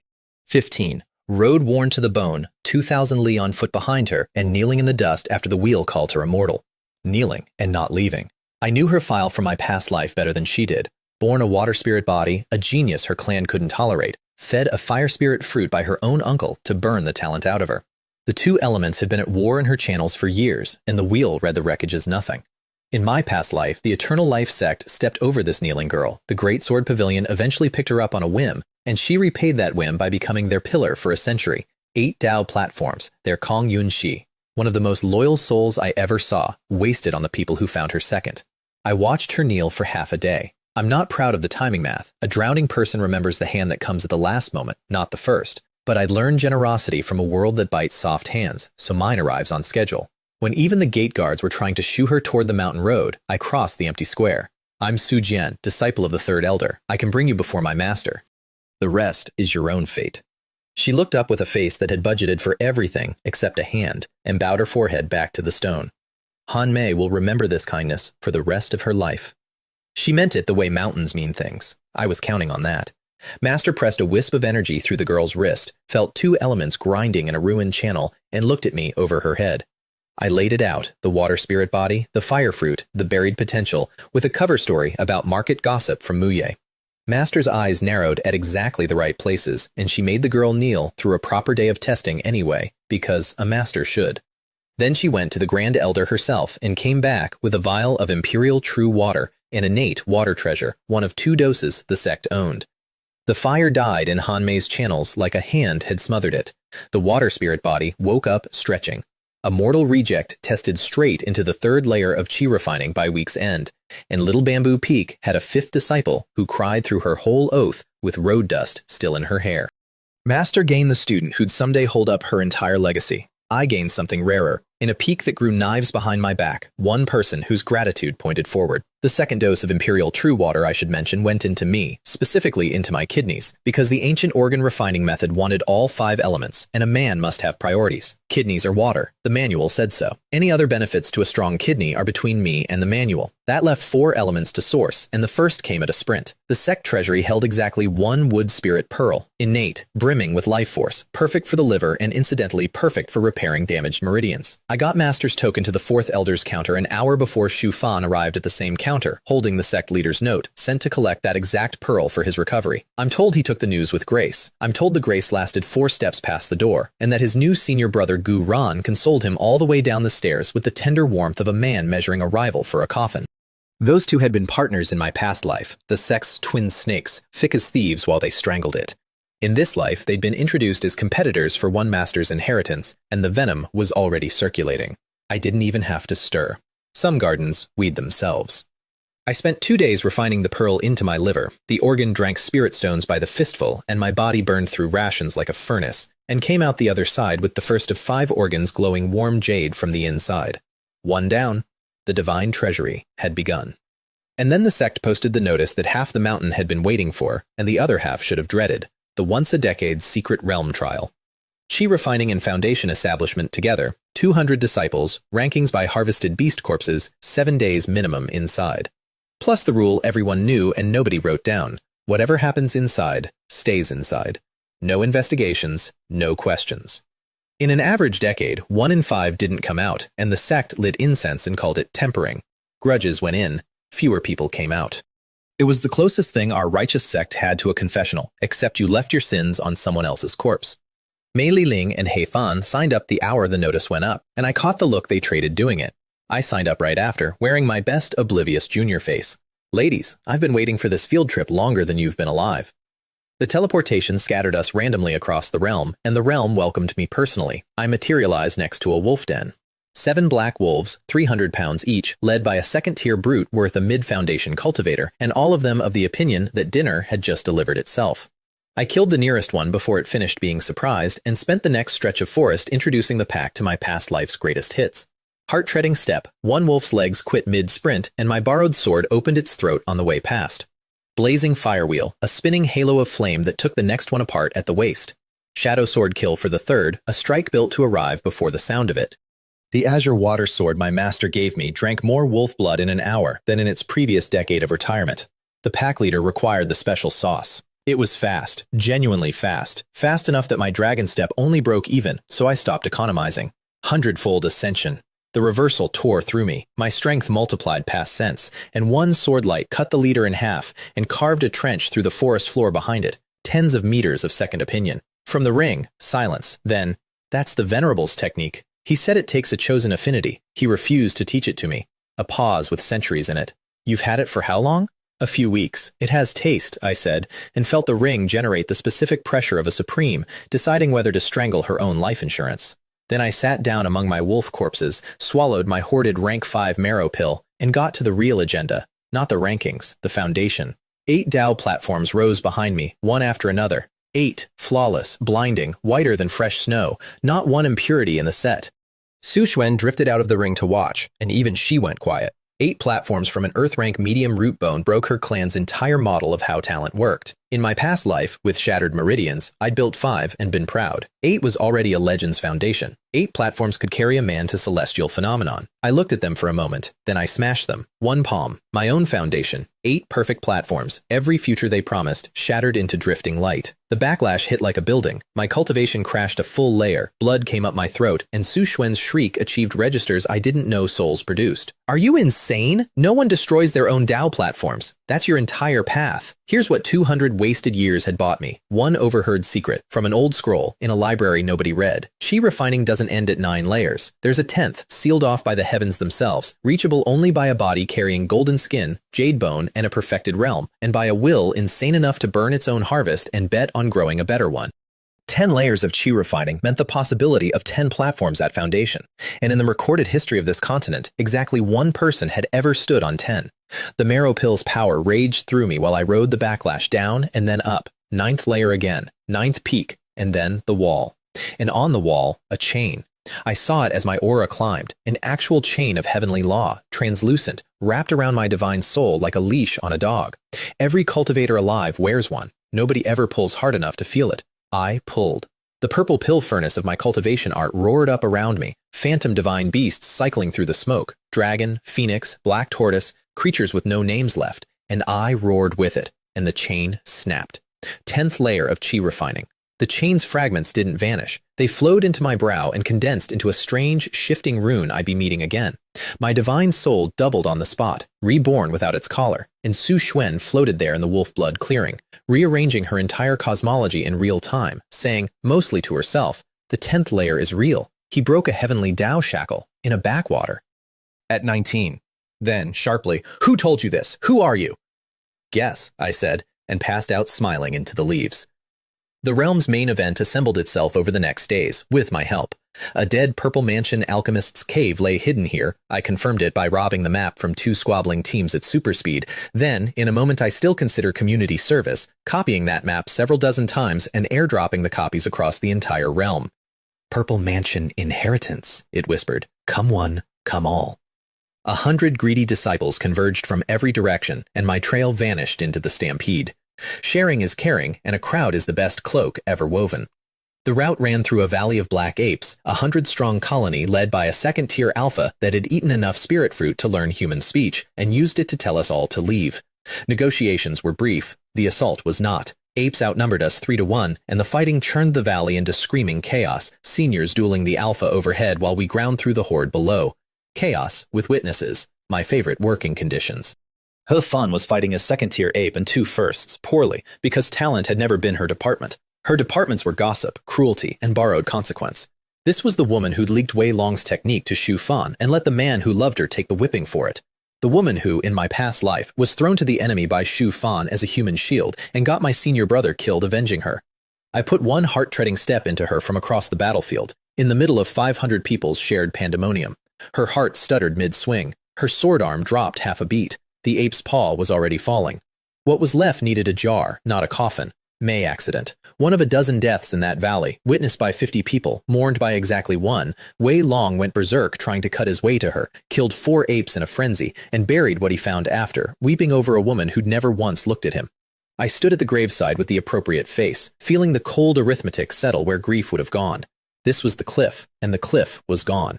He'd hate me to his last breath if he ever learned. He'd also get to keep drawing breath. I could live with the trade. I'd specifically arranged to. Mei Ling didn't mourn. Mei Ling was busy having a very strange day, and I'd been cataloging it since the trial began.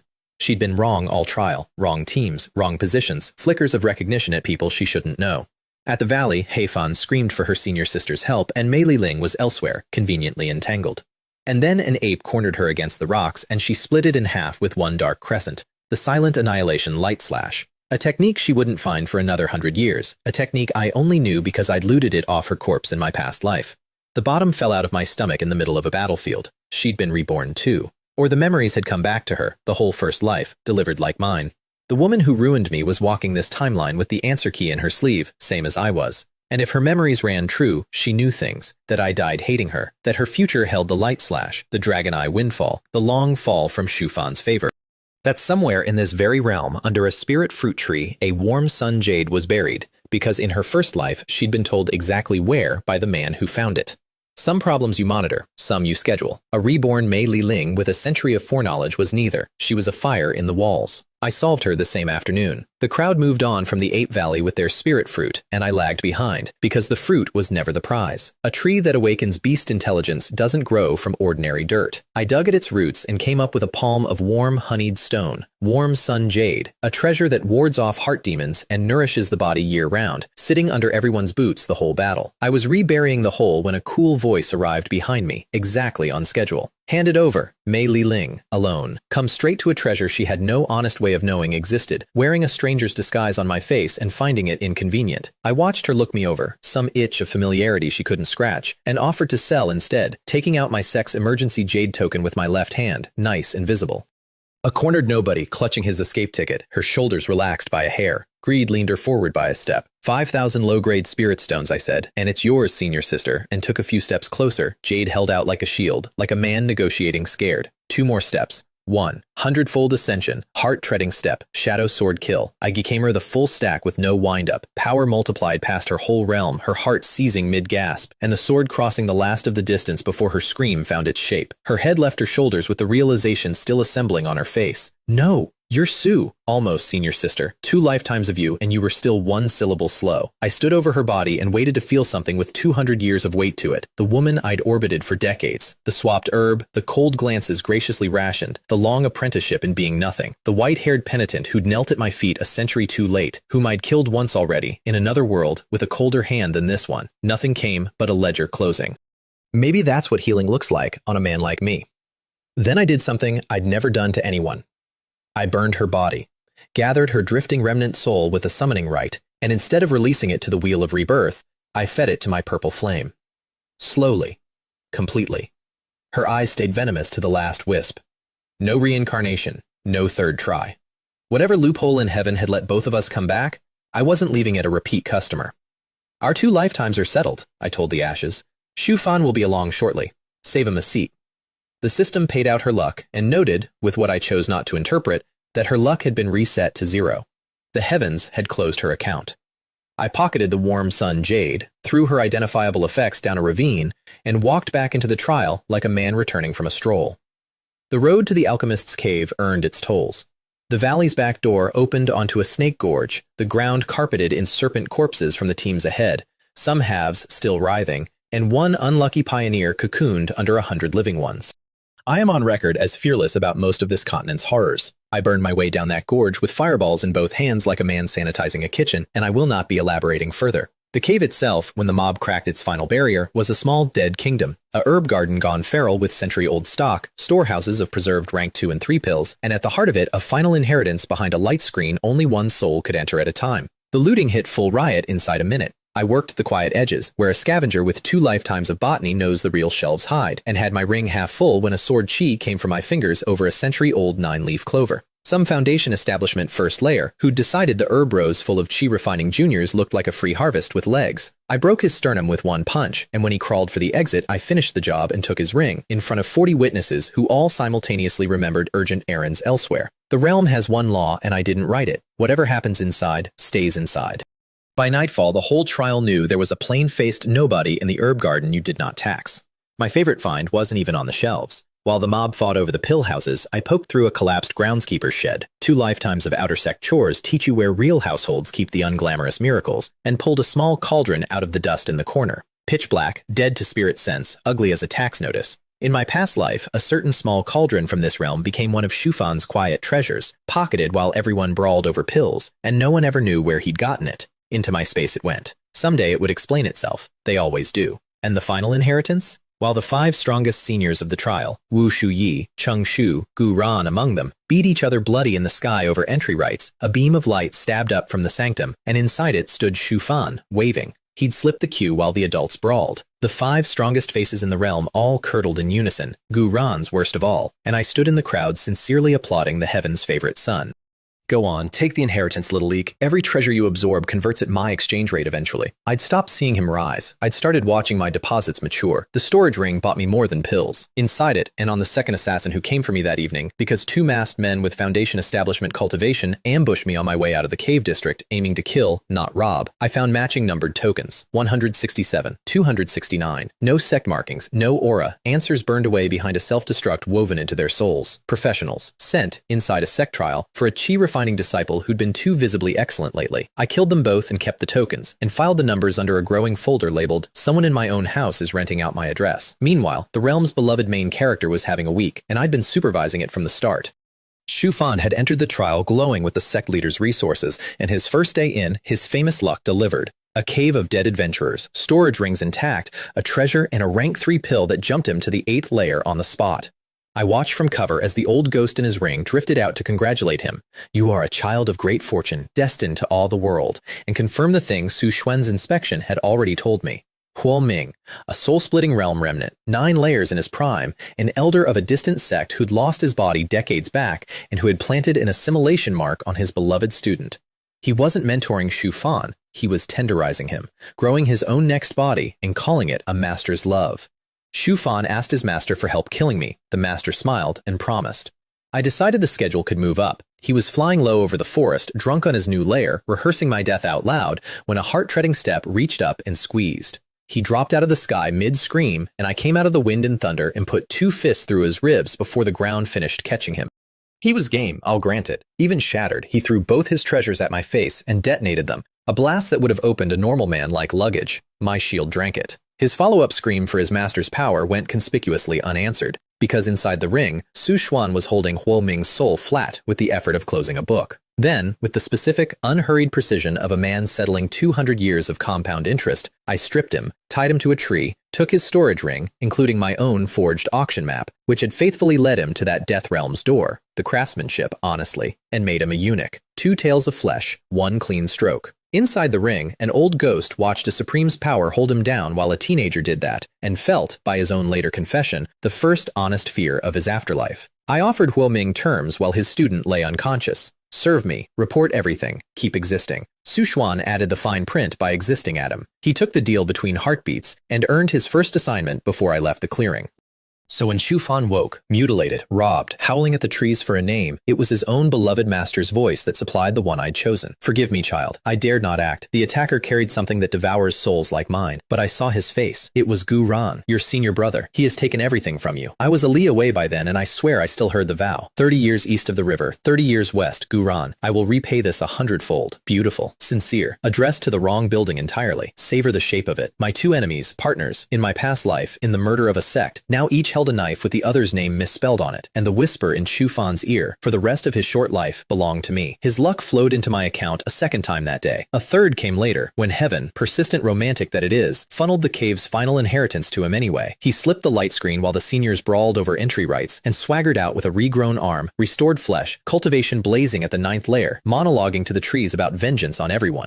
I let him finish the monologue. A man deserves his monologue. Then I broke him again, worse, crushed the regrown everything, and put 1 finger of force through his dantian, cracking it past what any ordinary pill could fully mend. I'll let you grow back, I told his unconscious body, and I'll break it every time it grows. That's the treatment plan. No appointments necessary. The ringmaster watched in respectful silence and updated my file by several categories. The trial's last days I spent on infrastructure. Su Xuan's parting gift from her arsenal, the Wind Thunder Void Step, a heaven-rank movement art she'd needed 20 years to reach minor achievement in, went into me over 1 obscene afternoon of luck points. The system quoted me thousands. I gritted my teeth and paid, and came out the other side moving like the space between lightning and thunder. She watched me finish in 3 breaths what had cost her 2 decades, was silent for a long moment, and said, "When you called yourself the genius among geniuses, I assumed it was a joke." "It was," I said. The punchline just keeps landing. After that, no one in the realm could catch me, so I stopped pretending anyone could, and the realm's last days turned into an economy lesson, with me as the weather. The trial ranked disciples by harvested beast corpses, and the big fish had long since switched from hunting beasts to hunting each other's rankings, so I simply joined the food chain at the top. The realm's biggest bully, a 5th-layer extortionist named Zhu Qiang, who'd spent the week taxing chi refining teams of their whole harvest, got taxed himself by our senior, He Lei, 9th layer, 40%, at Palm Point. I let He Lei do the heavy lifting, then relieved him of the entire consolidated portfolio at a dead sprint. He chased me for a li, watched me become a dot, and put a fist through several innocent trees. Zhu Qiang, hearing his robber had been robbed by a chi refining ghost, reportedly experienced the first joy of his week, followed immediately by grabbing his junior sister and crushing their exit jades, on the grounds that a realm where that happens is a realm you leave. He started a fashion. 3 seniors who'd cornered me for a toll politely watched me shout a greeting to imaginary reinforcements behind them, turned around, turned back to find me gone, gave up on the entire trial, and jaded out on the spot. Even my 4 friends from the pavilion duel, Fang Yi's whole squad, got robbed once too often by third parties, heard my voice yell, "Hand over your rings, this is a robbery," as a joke from the tree line, and evacuated the realm in under a breath without waiting for the punchline. I stood there genuinely hurt. I was going to say hello. At the exit formation, the elders collected testimony from a parade of shaken Foundation establishment seniors, all describing the same impossible thing, a chi refining nobody, faster than sound, immune to consequences, and concluded, reasonably, that no chi refining cultivator could move like that, so it had to be Cheng Shu sandbagging. Cheng Shu, the sect's #1 Foundation establishment disciple, a man of few words and fewer crimes, stood there absorbing accusation after accusation, with the face of a filing cabinet being audited. I'd have paid real money for a portrait. When I finally strolled out and an elder asked what I'd gathered, I said, "Not much," and every suspicion in the clearing died of embarrassment on the spot. My official harvest ranked first among chi refining by a margin that made the tallying elder laugh out loud. My unofficial harvest went to master in a plain ring, pills for the new juniors, herbs for the peak, because Little Bamboo Peak was about to grow, and because the look on her face was worth more than the contents. She had a look of her own that day, though, quieter, aimed at me when she thought I wasn't watching. It took me time to learn what it was. Mei Li Ling had carried a paired life jade, and its mother stone sat in Master's keeping, and when it cracked, Master had bled a drop onto it and watched the recording every such jade keeps, her eldest disciple's last moments. The valley, the disguised stranger, the 3 techniques in one breath, and the face under the disguise, because a master knows her disciples' sword habits the way mothers know footsteps. She crushed the stone to powder and told no one. Sect law protected me, the realm keeps its own, and something older than sect law protected me harder. She had watched the recording, thought about her 2 dead disciples and the years of small cruelties she'd pretended not to see, and chosen which child to keep. She never said a word to me about it. She just found a reason, a few days later, to send me far away from the peak for a while, an errand to her mortal descendants, 10,000 leagues south, so she wouldn't have to hold both truths in one courtyard. Masters carry things too. The good ones carry them quietly and buy their monsters time to become worth it. The errand.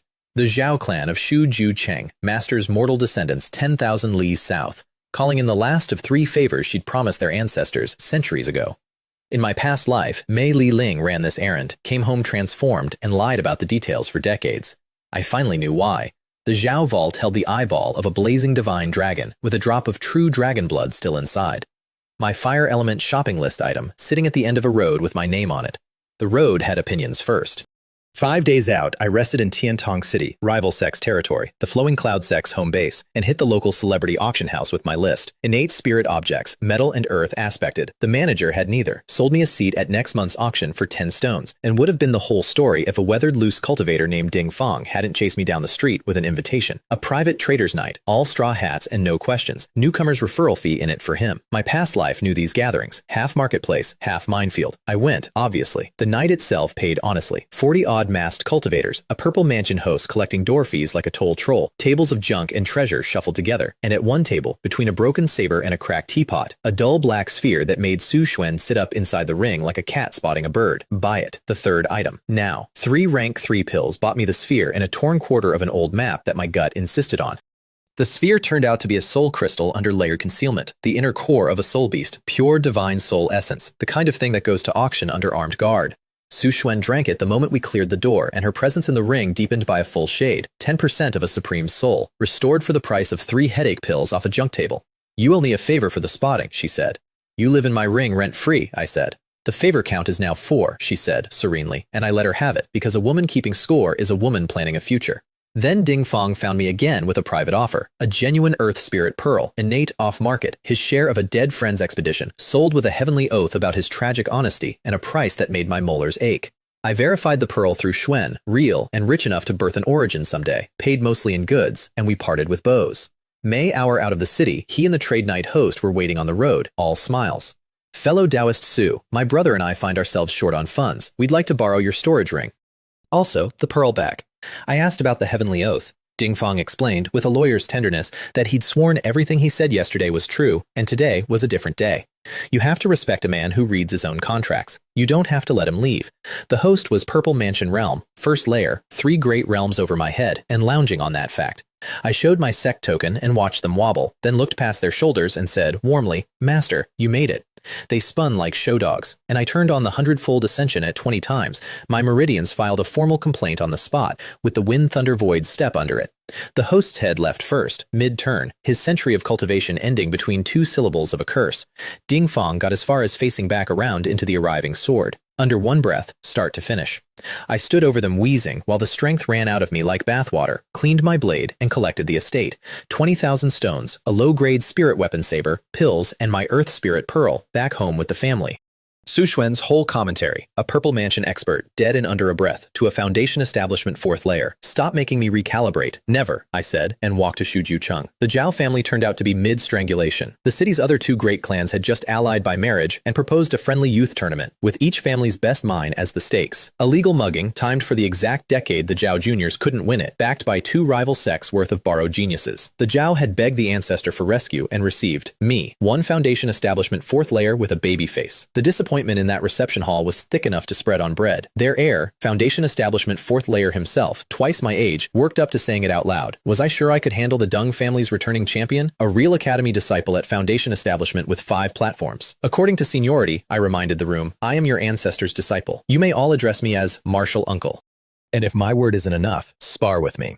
He came at me with a 60% palm, worried about hurting the child. I met it with one wind and thunder punch and re-shelved him into the far wall, and the entire Jiao Main Hall spent a long moment listening to dust decide where to settle. They found the seniority very quickly after that. The patriarch personally escorted me to the vault that same hour, which suited everyone because the vault was the actual errand. Down a scorched tunnel, behind a seal the patriarch had been reinforcing monthly out of naked terror, floated an eyeball the size of a wash basin, wrapped in fire, with a dragon's shadow coiling inside. The blazing divine dragon's eye, half spirit treasure, half unexploded ordnance. It had woken up 20 years ago and been straining its cage ever since. 2 more years, the patriarch estimated, and it would cook the family off the map. They weren't surrendering a treasure, they were handing me a live shell and calling it tribute. I performed reluctance for about 4 seconds, bottled the thing in Master's containment vessel while it roared like a filing grievance, and paid the family in pills that would push their patriarch 2 layers, because their goodwill was cheap to buy, and Master's face was worth keeping golden. I also passed along her real gift, 2 seats at the Eternal Life sect for the family's young talents. In my past life, Mei Liling had quietly strangled that offer in its crib, afraid of pretty young competition on the peak. The Zhao patriarch heard it and bowed to the north, toward a mountain he'd never seen. The tournament, 2 days later, was the city's whole social calendar in one square, stands packed, 3 great clans in formation, 11 subordinate families arranged by flattery. I got my first live look at the opposition. Dang Han, academy pedigree, 5 platforms, a face built for portraits, and a stare that priced everyone in Zhao colors at scrap. And beside the allied clan, the bride herself, He Fang, first daughter of the He, 9th layer, wearing her engagement like a court sentence. When her eyes crossed mine, there was a flicker of something I recognized from mirrors. Get me out of this script. The early rounds sorted the field. Then, Deng Lei, Deng Han's cousin-in-arms, 9th layer middle stage, academy trained, drew me, and opened with the classic. Concede now, Junior, and I won't have to hurt you. I was about to offer you the same terms, I said, and his warhammer came off his back with his whole clan cheering. The hammer was the size of a cellar door and arrived like a landslide. I punched it. Not dodged, punched, bare-knuckled, dead center, and the tournament learned some physics. The hammer stopped, the shockwave traveled up the handle, the skin of his palm went with the recoil, and Deng Lei, born with divine strength and never once outmuscled in his life, let go of his own weapon before it took the arm. My follow-up pushed him off the stage almost politely. He touched his ruined grip, looked at me from the ground, and bowed, the first honest gesture the Deng family produced all day. The hammer stayed embedded in the stage as a public service announcement. The bracket's other showpiece was pure city theater. Xu Yan against He Fang, the 2 daughters this town had been comparing at every banquet since they could walk.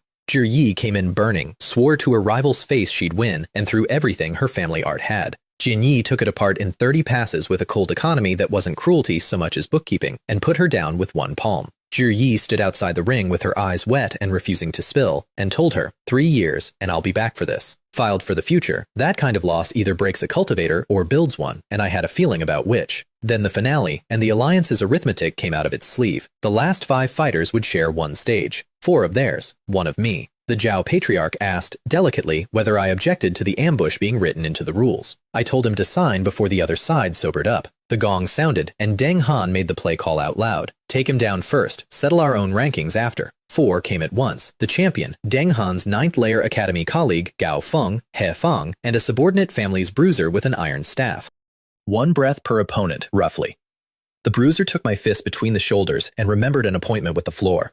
He Thong came in fast and correct, and I checked her shoulder first out of the ring as gently as physics allowed. She landed flushed, furious, and, judging by the look she shot her fiancé's family on the way down, quietly converted. Gao Feng's fist met mine and lost the argument bone first. And Deng Han, 5 platforms, academy honors, the whole reason this stage existed, received my thunder explosion fist as a mark of respect. I felt using a name technique on him was only courteous. He blocked with both fists, made it through 3 exchanges, and fainted before he finished landing at He Fang's feet, which had the makings of an omen. The Zhao family walked out with 2 extra mines and the city. The marriage alliance dissolved by dinner. He Fang left town that evening without returning the gifts, which I choose to read as commentary. And the Zhao patriarch's grandchildren, fierce Ji Yi and her quiet little brother, packed for the Eternal Life sect, staring at me the whole way north like I might detonate. Fair, honestly. The luggage technically could.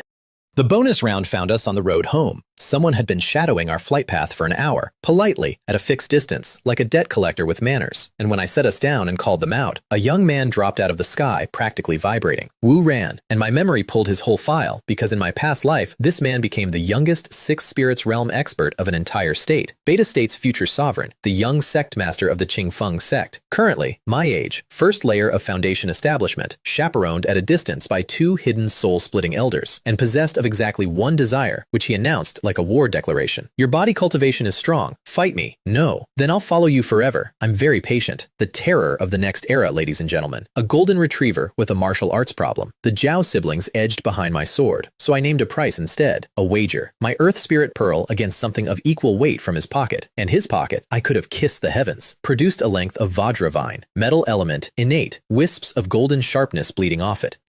The last item on my 5 elements list carried 10,000 li to me by a stranger who wanted to trade punches for it. Sometimes the universe just leaves the register open and steps out for lunch. We fought bare, no spiritual power, body against body, the honest way, and it was the best fight of my new life. He'd been forged since childhood on heaven and earth treasures. His golden skin answered mine flare for flare. His Qingfeng fist looked like a breeze and landed like a flood, and for 100 blows we were dead level, both of us grinning through split knuckles while the forest around us paid our bills. His two hidden elders, I learned later, spent the whole match arguing in the void about whether their young master had finally found a peer or a disaster. Both, sirs, both. Then I let Jadebone off the leash, 206 bones ringing in chorus, the pressure of pure body cresting off me like heat, and the fight stopped being even. 3 exchanges later, his arms were numb to the shoulders, and on the 4th, his spiritual power flared up on pure survival reflex to catch my fist. He froze, looked at his own glowing hands. The wager was body only, and his body had just voted no confidence. I'm not playing anymore. I lost. He handed over the Vajravine without one flicker of hesitation, and then pointed at me like a man scheduling destiny. Sujian, body refining has no end. I felt it today. When I come back, I'll beat you. His elders materialized once he'd walked off and suggested, practically, just robbing me. He turned on them with such genuine fury about honor and wagers that Su Xuan, who'd been idly preparing to flatten all 3, drifted back into the ring almost fondly, and the system delivered the strangest receipt of my career. 200 luck points from Wu Ran, followed by a note that his own luck had gone up 50. The defeat hadn't dented his destiny. His Dao heart had eaten the loss and converted it straight into fuel. Some people you fight and gain an enemy. Some you fight and the heavens themselves mark it a good investment for both parties. I put the vine away and added Wu Ran to the very short list of people this continent had better not touch while I'm breathing. Home then, with all 5 elements in my luggage, to deliver 2 new junior disciples to a delighted master and to rent the best chamber in the Sex Cultivation Tower for the project 2 lifetimes in the making. The system, sensing an occasion, issued a task as I walked through the sect gate. Reach Foundation establishment within the month with at least 9 platforms. Special reward for 10. My system had learned to bet on me. I found that almost touching. Behind a sealed door, I went to work in sequence. The Vajravine went into my lungs, metal, clean and merciless, every breath afterward arriving with an edge on it. The Earth Spirit Pearl fed my spleen until a mountain's phantom stood behind my shoulders, and I bled its surplus into my limbs and marrow, because Earth nourishes everything it touches. Then the centerpiece, Su Xuan's divine soul, condensed to needlework, peeled the drop of true dragon blood out of the blazing divine dragon's eye. That drop went into a bottle against a future breakthrough, because you don't drink the whole dragon in one sitting, and the remaining ocean of divine fire poured into my heart. My heart took it like a war drum takes a drummer. Every beat dragooned the other 4 organs into rhythm, liver feeding heart, heart feeding spleen, spleen to lungs, lungs to kidneys. The 5-element cycle catching like an engine, and above each organ a grotto heaven opened. 5 small heavens humming inside my torso, generating one another in an endless ring, while purple chi flooded the whole circuit. The old manuals keep one line about this state: the 5 viscera can house the heavens. It stopped being a line and became an address. Divine treasury, complete. Golden skin, jade bone, divine treasury. The full trinity, the body the ancients built before the heavens got stingy with instructions, finished in a rented room by a farm tool of a system and a dead woman's coaching. Su Xuan hung in the air beside me, doing the quiet math of her ancient, glorious clan's entire curriculum, and finding it wrong. We refine the organs at Foundation establishment, she said, mostly to herself. Everyone does. It was supposed to be at chi refining, before the vessel sets. All of it in the wrong order, for 10,000 years. She looked at me with an expression I was coming to recognize. A woman watching her worldview get remodeled by a teenager with a shovel. Then I built my foundation for the second time, and the whole sect heard it. The platforms came up like sunrises. 1, flawless, 3, 5, 7, and the pressure leaking out of my rented chamber had already emptied the cultivation tower. Disciples spilling into the courtyard mid-session, the tower's managing elder hovering at my door with his fist raised and not quite knocking. 8. The whole tower's spirit-gathering formation groaned as I drank its aquifer dry. I shattered 1,000 mid-grade spirit stones around me in a standing ring and pulled their mist in like weather. 9. Flawless. The number with exactly one name attached to it in sect history, and her platforms had carried flaws by the 8th. And then I reached for the thing nobody was counting. My divine soul screamed. Something at the center of me tore, a drop of purple soul blood ripped out of my brow, drank half my life force in one swallow, and became a platform that did not stand behind me with its siblings. It sank into my sea of consciousness and seated itself there, inside, where no appraiser's eye would ever count it. 10. The perfection past the extreme. In the recorded history of this continent, one other person, name lost, gender remembered. Now 2, and mine was staying off the books. Heaven noticed anyway. The sky over the Eternal Life sect went black in the time it takes to gasp, and threw a full lightning tribulation at a Foundation establishment ceremony, a thing so far outside precedent that the crowd's theories arrived in waves, an elder's breakthrough, a treasure's birth, an ancestor ascending. The sect leader came out of his hall. The peak lords converged. The old ancestor himself, the sect's hidden pillar, unseen in years, emerged from the back mountain to stand in the front row. And the tribulation fell, bolt after bolt, on one 19-year-old who walked out of the tower to meet it in the open, because I wasn't paying for their renovation. What 20,000 people saw, 9 flawless platforms drinking heaven's temper, absorbing each strike in shared gulps, a boy standing in the strike zone getting visibly healthier. What they couldn't see, the 10th platform in my skull with its mouth open.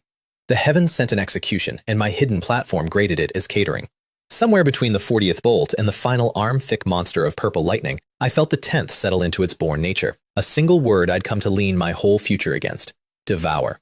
The clouds gave up sulking and dispersed. I stood in the scorched ring at the 3rd layer of Foundation establishment. 3 layers in one sitting, Foundation intact, bones humming, and the sect made a noise I hadn't heard in 2 lifetimes.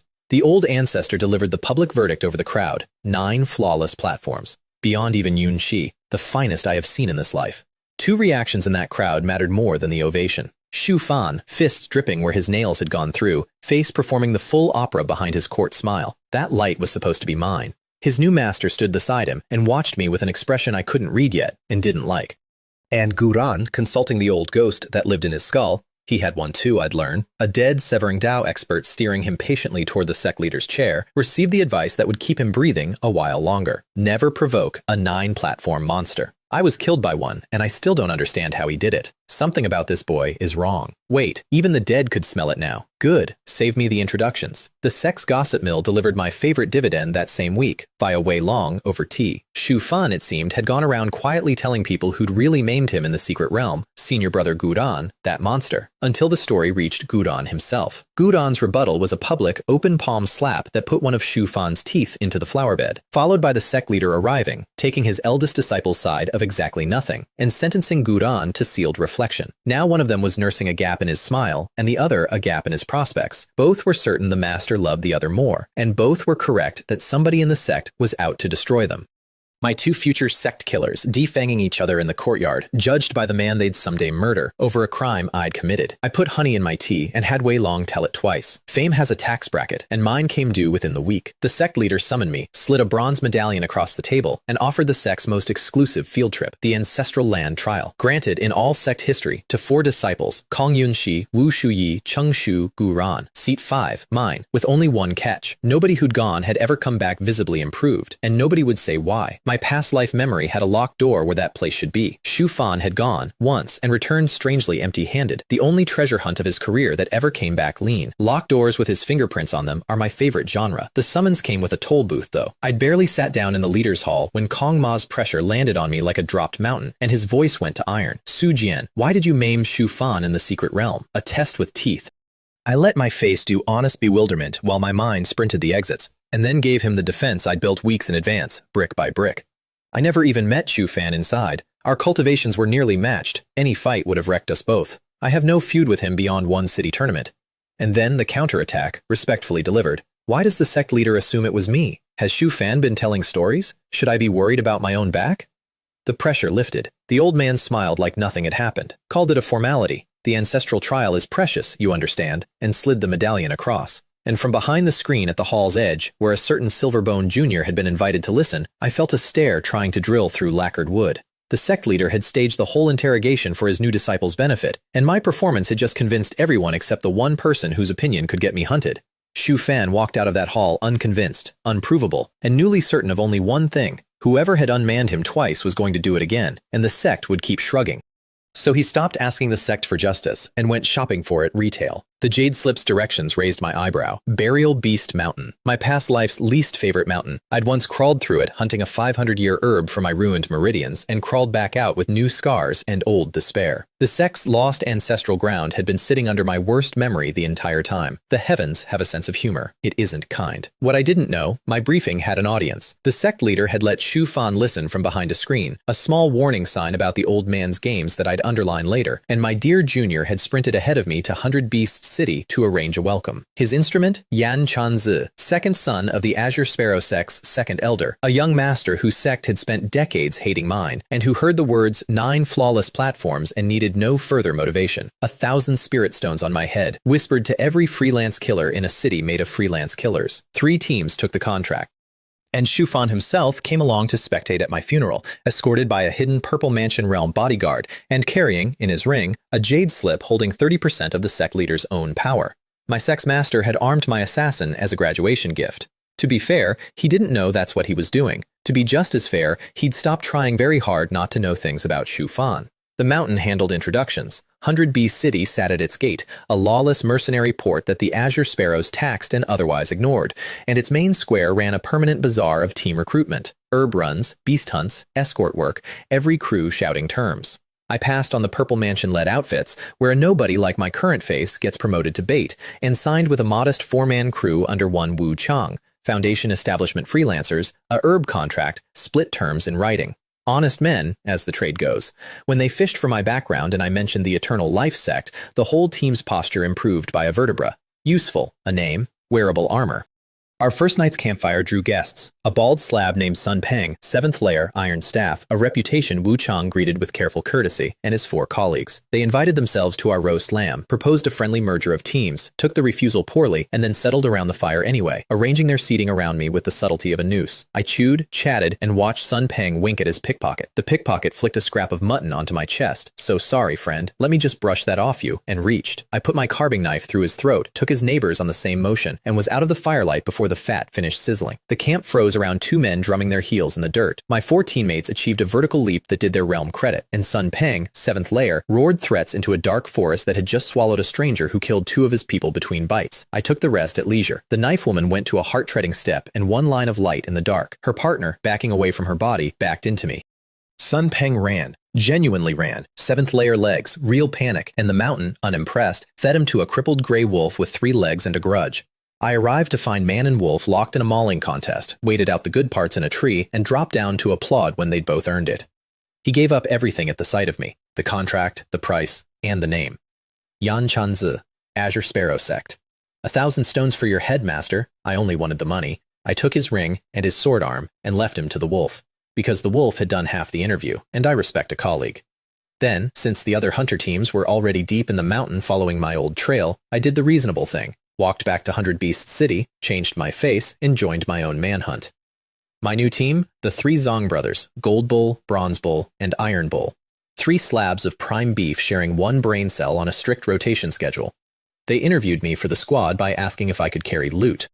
They spent the hike ranking their own names by toughness and retelling the legend of how eldest brother once guarded a widow's bath so nobody else could peek through the hole. We plugged it with our eyes for security.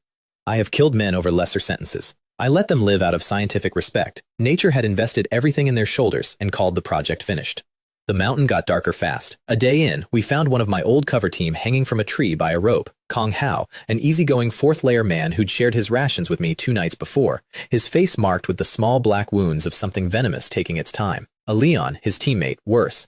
A fist-sized hole where a stomach had been, an arm discarded separately, the body glazed in poison residue. The Red Centipede's work, a bounty specialist who liked her victims conversational, and who'd been taking my old trail apart 1 teammate at a time, asking each of them the same question. Where is Su Jian? They died because a stranger had shared their fire for 1 night.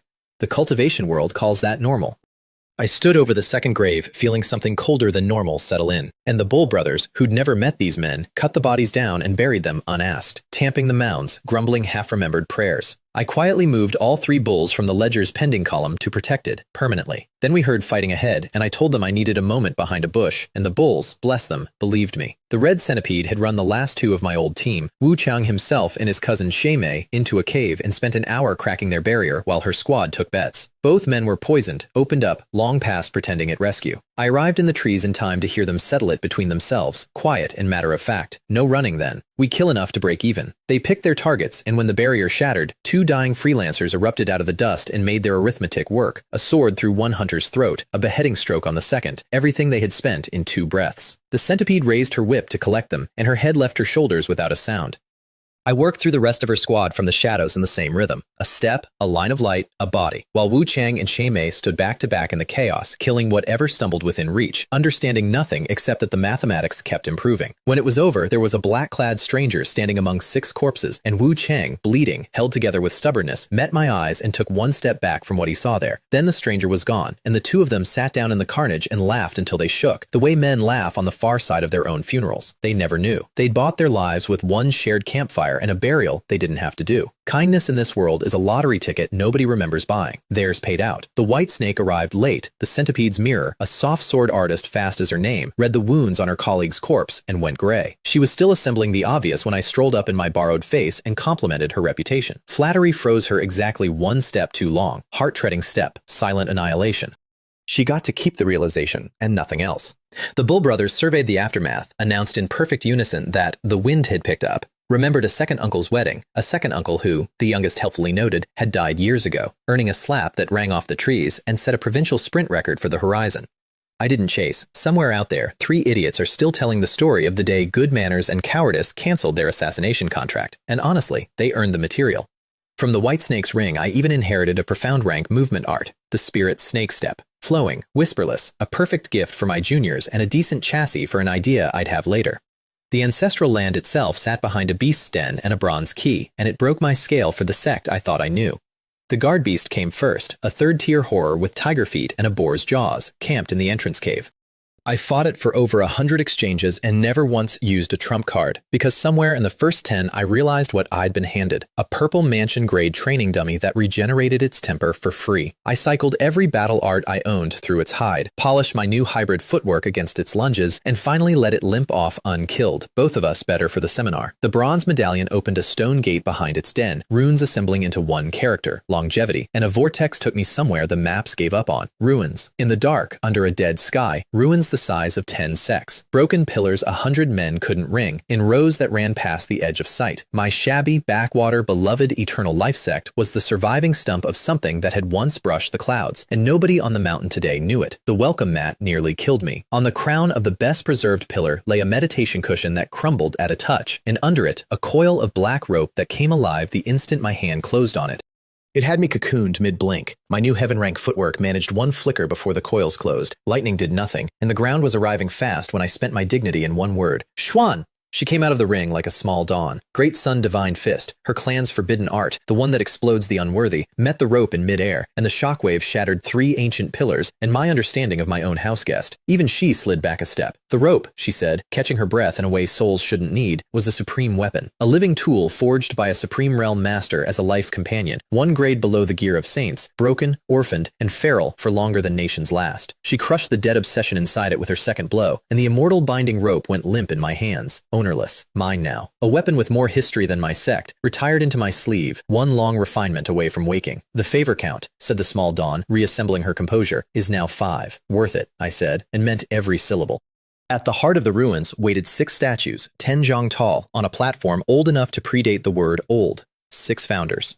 3 already split by great cracks, inheritances claimed by past visitors. 3 intact. A hammer-wielding titan, a gaunt figure wrapped in chains, an armored sovereign with an iron staff. I bowed and announced myself twice, and on the second bow, 3 wills woke up. Actual consciousness, slivers of celestial phenomenon realm ancestors, parked in stone for millennia, and they came awake arguing over me like grandfathers at a fish market. 9 flawless platforms, better than the girl who came before. Worthy of my legacy, no, mine. Su Xuan's voice in my ear ran cold. Careful, each of those is a celestial phenomenon will. The sect's living peak was soul-splitting. Its dead founders were 3 whole realms above it. Whatever had raised this place had knocked our lineage down 4 flights of stairs and left no forwarding address. The armored one cut through the bickering with the offer. One condition: swear a heavenly oath to never leave the Eternal Life sect and choose any inheritance among us. And there it was. The locked door unlocked. The reason the sect's greatest genius had walked out of this hall empty-handed. The reason Shu Fan came back lean from the only treasure hunt of his life. The ancestors weren't guarding power, they were selling it, and the price was the rest of your horizon. I thought about it for as long as it deserved, which was one breath. In my first life, my body kept me small. In this one, the only thing left that could was a promise. Then juniors apologized for disturbing your rest, I said, bowed to 3 celestial phenomenon wills, and walked out of my own sect's holiest vault to the sound of an ancient voice sputtering about last chances. Behind me, the statues went back to being stone. Ahead of me, the check-in chimed 16 years and pushed me to the 5th layer, as if the system itself endorsed traveling light. Outside, the mountain had finished setting my table. The hunting expedition had come to me while I toured the ruins. Yan Chanzi and Shu Fan, tired of dead subcontractors, had brought the main office, an enforcer at the 9th layer of Foundation establishment, another at the 8th, escorts, the hidden purple mansion guardian, and a fresh grievance because the 3 Bull brothers had come home early and been made an example of. Gold Bull, the eldest, killed with 1 palm for breach of contract. His brothers crippled and left to crawl. My 3 idiots, broken for the crime of a fictional wedding. I added it to Yan Chanzi's page of the ledger, under the entry that was about to be totaled anyway. The expedition had also spent days paying the local wildlife for my absence. A mother tiger leopard beast, 2nd tier, cornered defending her den, had shredded a third of their roster before dying on Yan Chanzi's sword, and her death scream was still rolling off the cliffs when its answer came back at triple the depth. Her mate, 3rd tier, a monster with paws like landslides, arriving home to a dead wife. I watched the reunion from cover.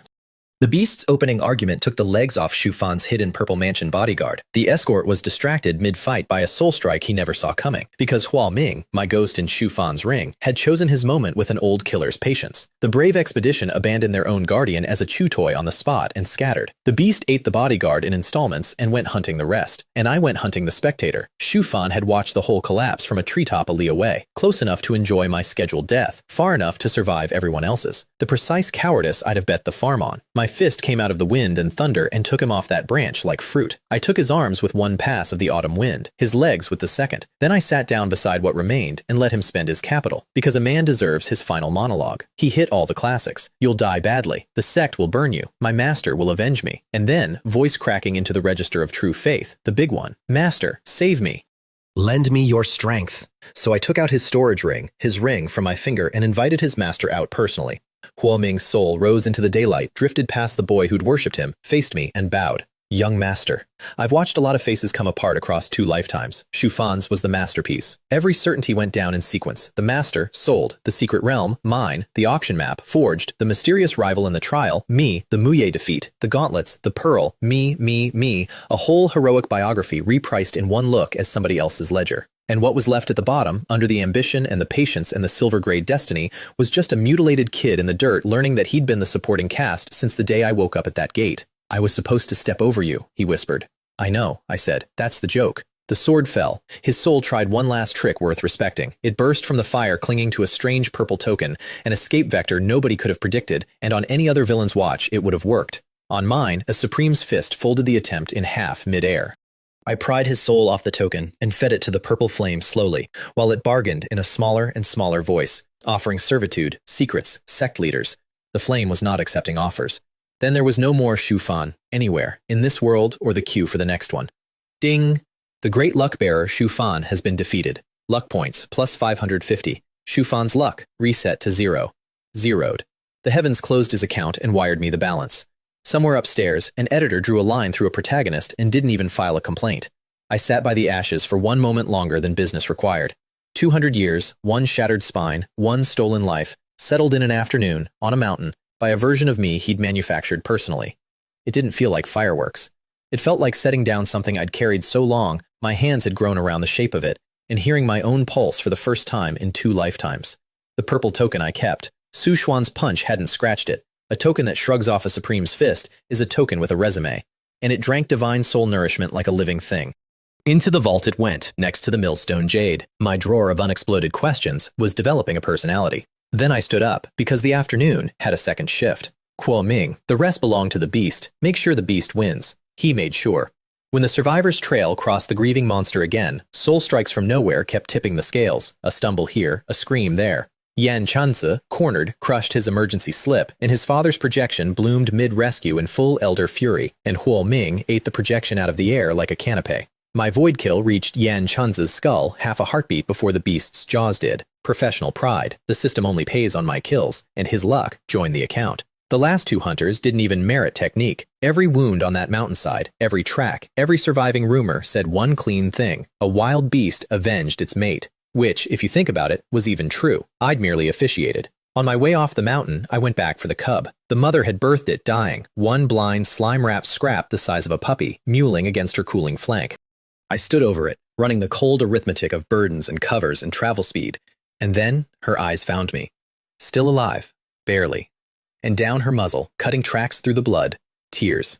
May animal, crying, with her whole species' dignity, over the one thing she was leaving behind. Everything alive has a spirit. Some days, I need the reminder invoiced to my face. Rest, I told her. He'll guard my house and eat me into poverty. I washed the cub with a rain cantrip, fed it a mild pill, and pocketed it in a spirit beast pouch, and the mother closed her eyes like a door closing on a warm room. I'd climbed that mountain to bury a 200-year grudge. I came down with a pet. The ledger balances in strange coins, and I've stopped auditing it. One hunter from the whole expedition limped home alive to tell the story.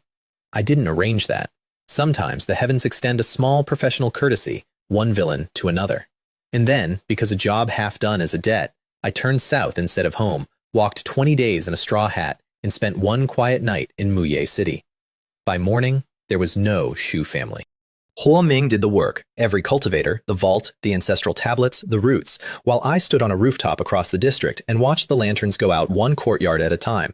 No fires, no screams that carried, no witnesses, and not one trace that led anywhere but nowhere.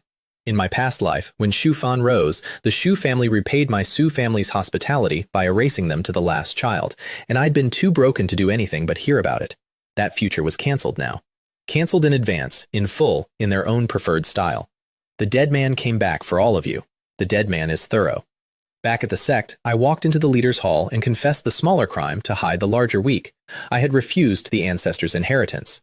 I watched Kong Ma's face cycle through fury, calculation, and something older and sadder underneath, because his own daughter had made the same choice in that same dead hall, and the sect kept raising eagles it couldn't cage. The verdict came down formal. Violation of sect interests, waste of a sacred quota.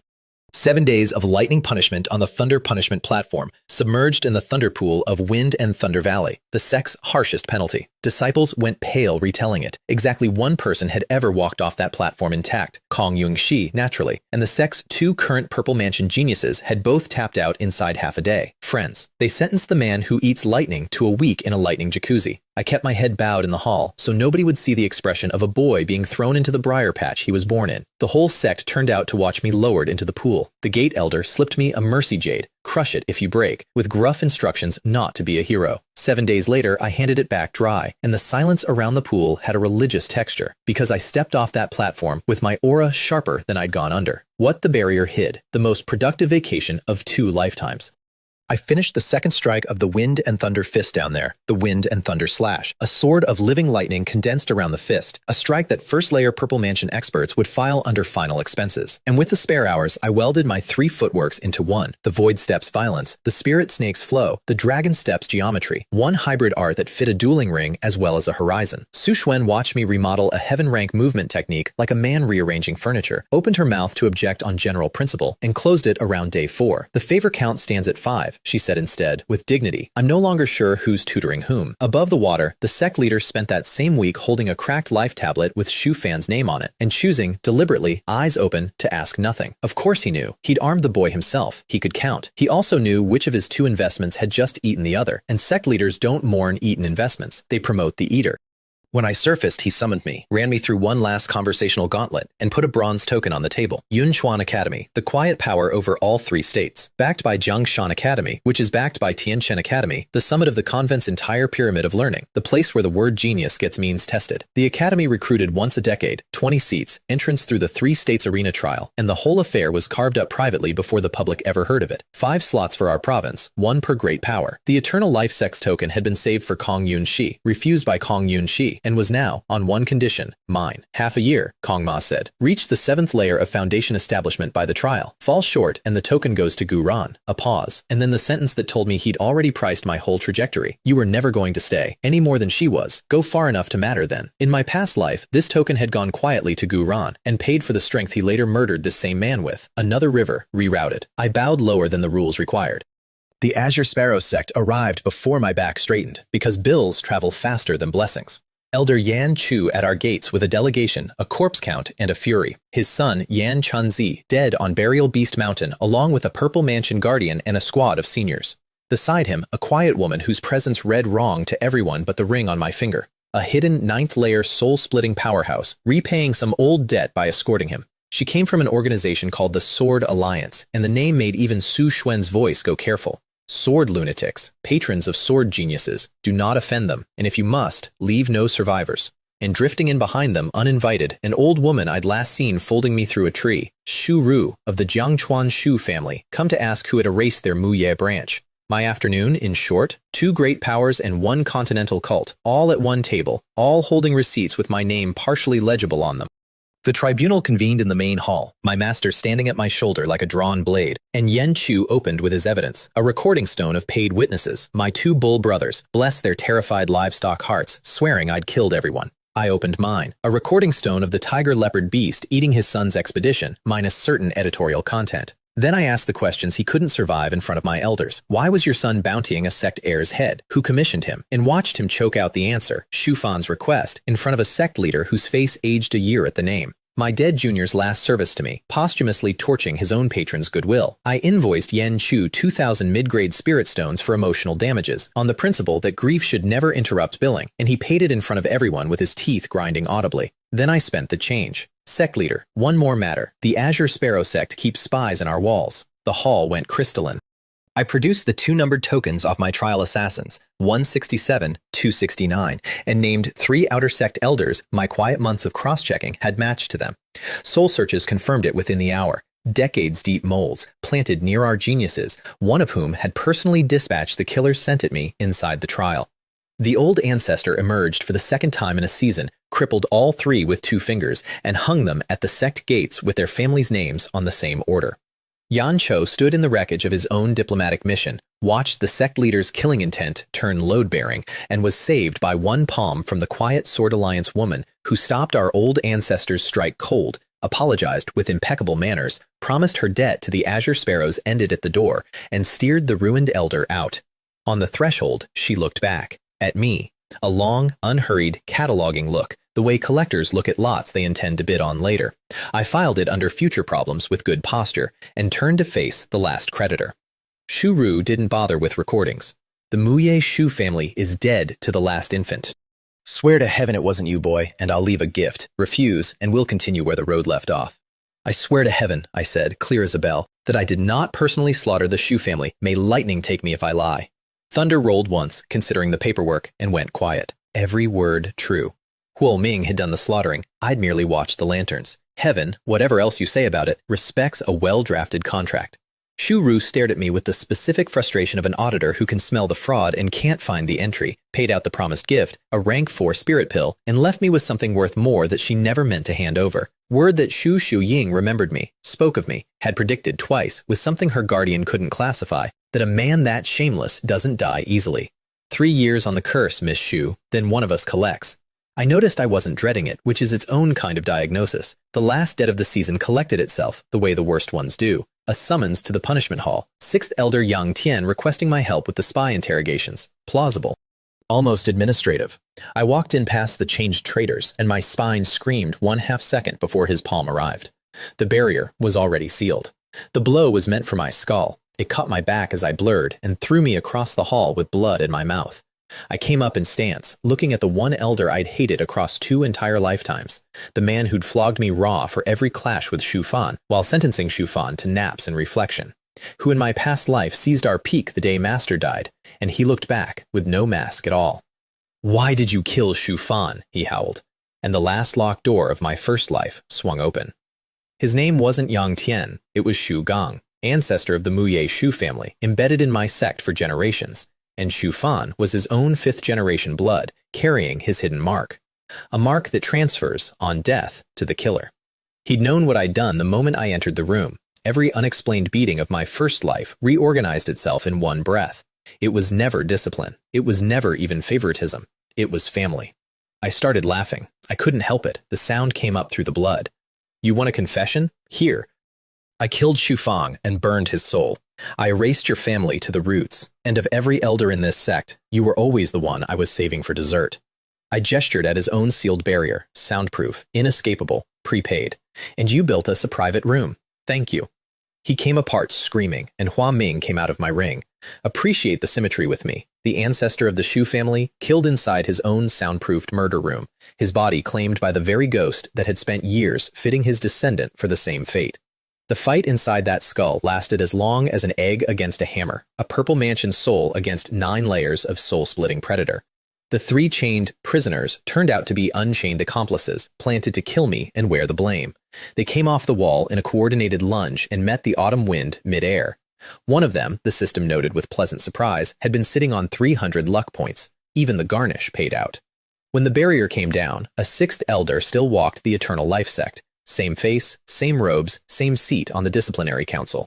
New tenant, mine, owing me a body, rebuilding toward 9 layers of soul-splitting behind the most respectable mask in the sect. The punishment hall of the Eternal Life sect now reported, in every way that mattered, to the disciple it used to flog, and the system, closing the books on the whole bloody season, chose that month's lottery to finally stop insulting me. A grand prize, it said, sounding as surprised as I was. A rank 6 spirit pill that hauled my root bone from Earth rank medium to Earth rank supreme. 2 full grades, the gap between a talented nobody and a monster on paper. The shackle of my birth quietly unscrewed. 1,000 luck points, flat, and a sword, the Netherworld sword, top-grade spirit weapon, short, black, lightless, a blade with no shine to betray it, built for exactly the kind of work my shadow sword art prefers to do after dark. I held it and felt it drink the lamplight, and somewhere in the ring, Su Xuan murmured that the sword suited me, and did not clarify in which sense. That evening, I sat in my courtyard and let myself count it, once, all the way through.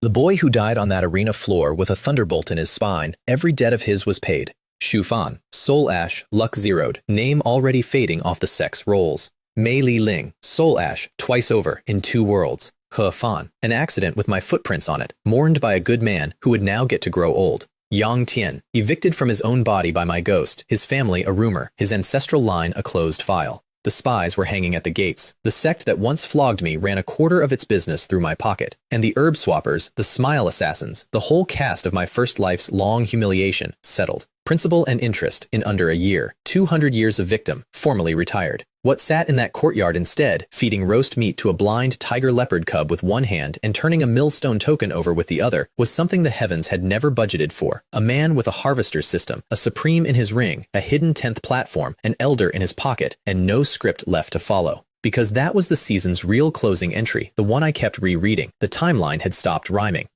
People were dying years off schedule. Organizations were surfacing in wrong provinces. My foreknowledge was spending itself with every debt I settled. And somewhere out ahead, the future had gone as blind as the cub in my lap. Ask me if I'd trade the answer key back. Shu Fan's ashes say no. And the unscripted world was already stacking up at my door with the patience of creditors. Half a year to the 7th layer, the 3 states arena, and a bronze token's worth of exit from this little province. 3 years minus change on a life bond with a woman fated to shake the continent, who had promised, with an expression nobody could classify, to come collect personally. A Sword Alliance elder somewhere out there with my face memorized like a catalog lot. And in my drawer, 2 quiet artifacts asking the same question in different alphabets. A purple token that shrugged off a Supreme's fist, and a millstone jade I'd carried since a childhood I couldn't remember. The first thread of whoever I was before the Su family found me. Every time I asked Su Xuen about her clan, about the Su character we happened to share, she changed the subject with the smoothness of a woman guarding a door.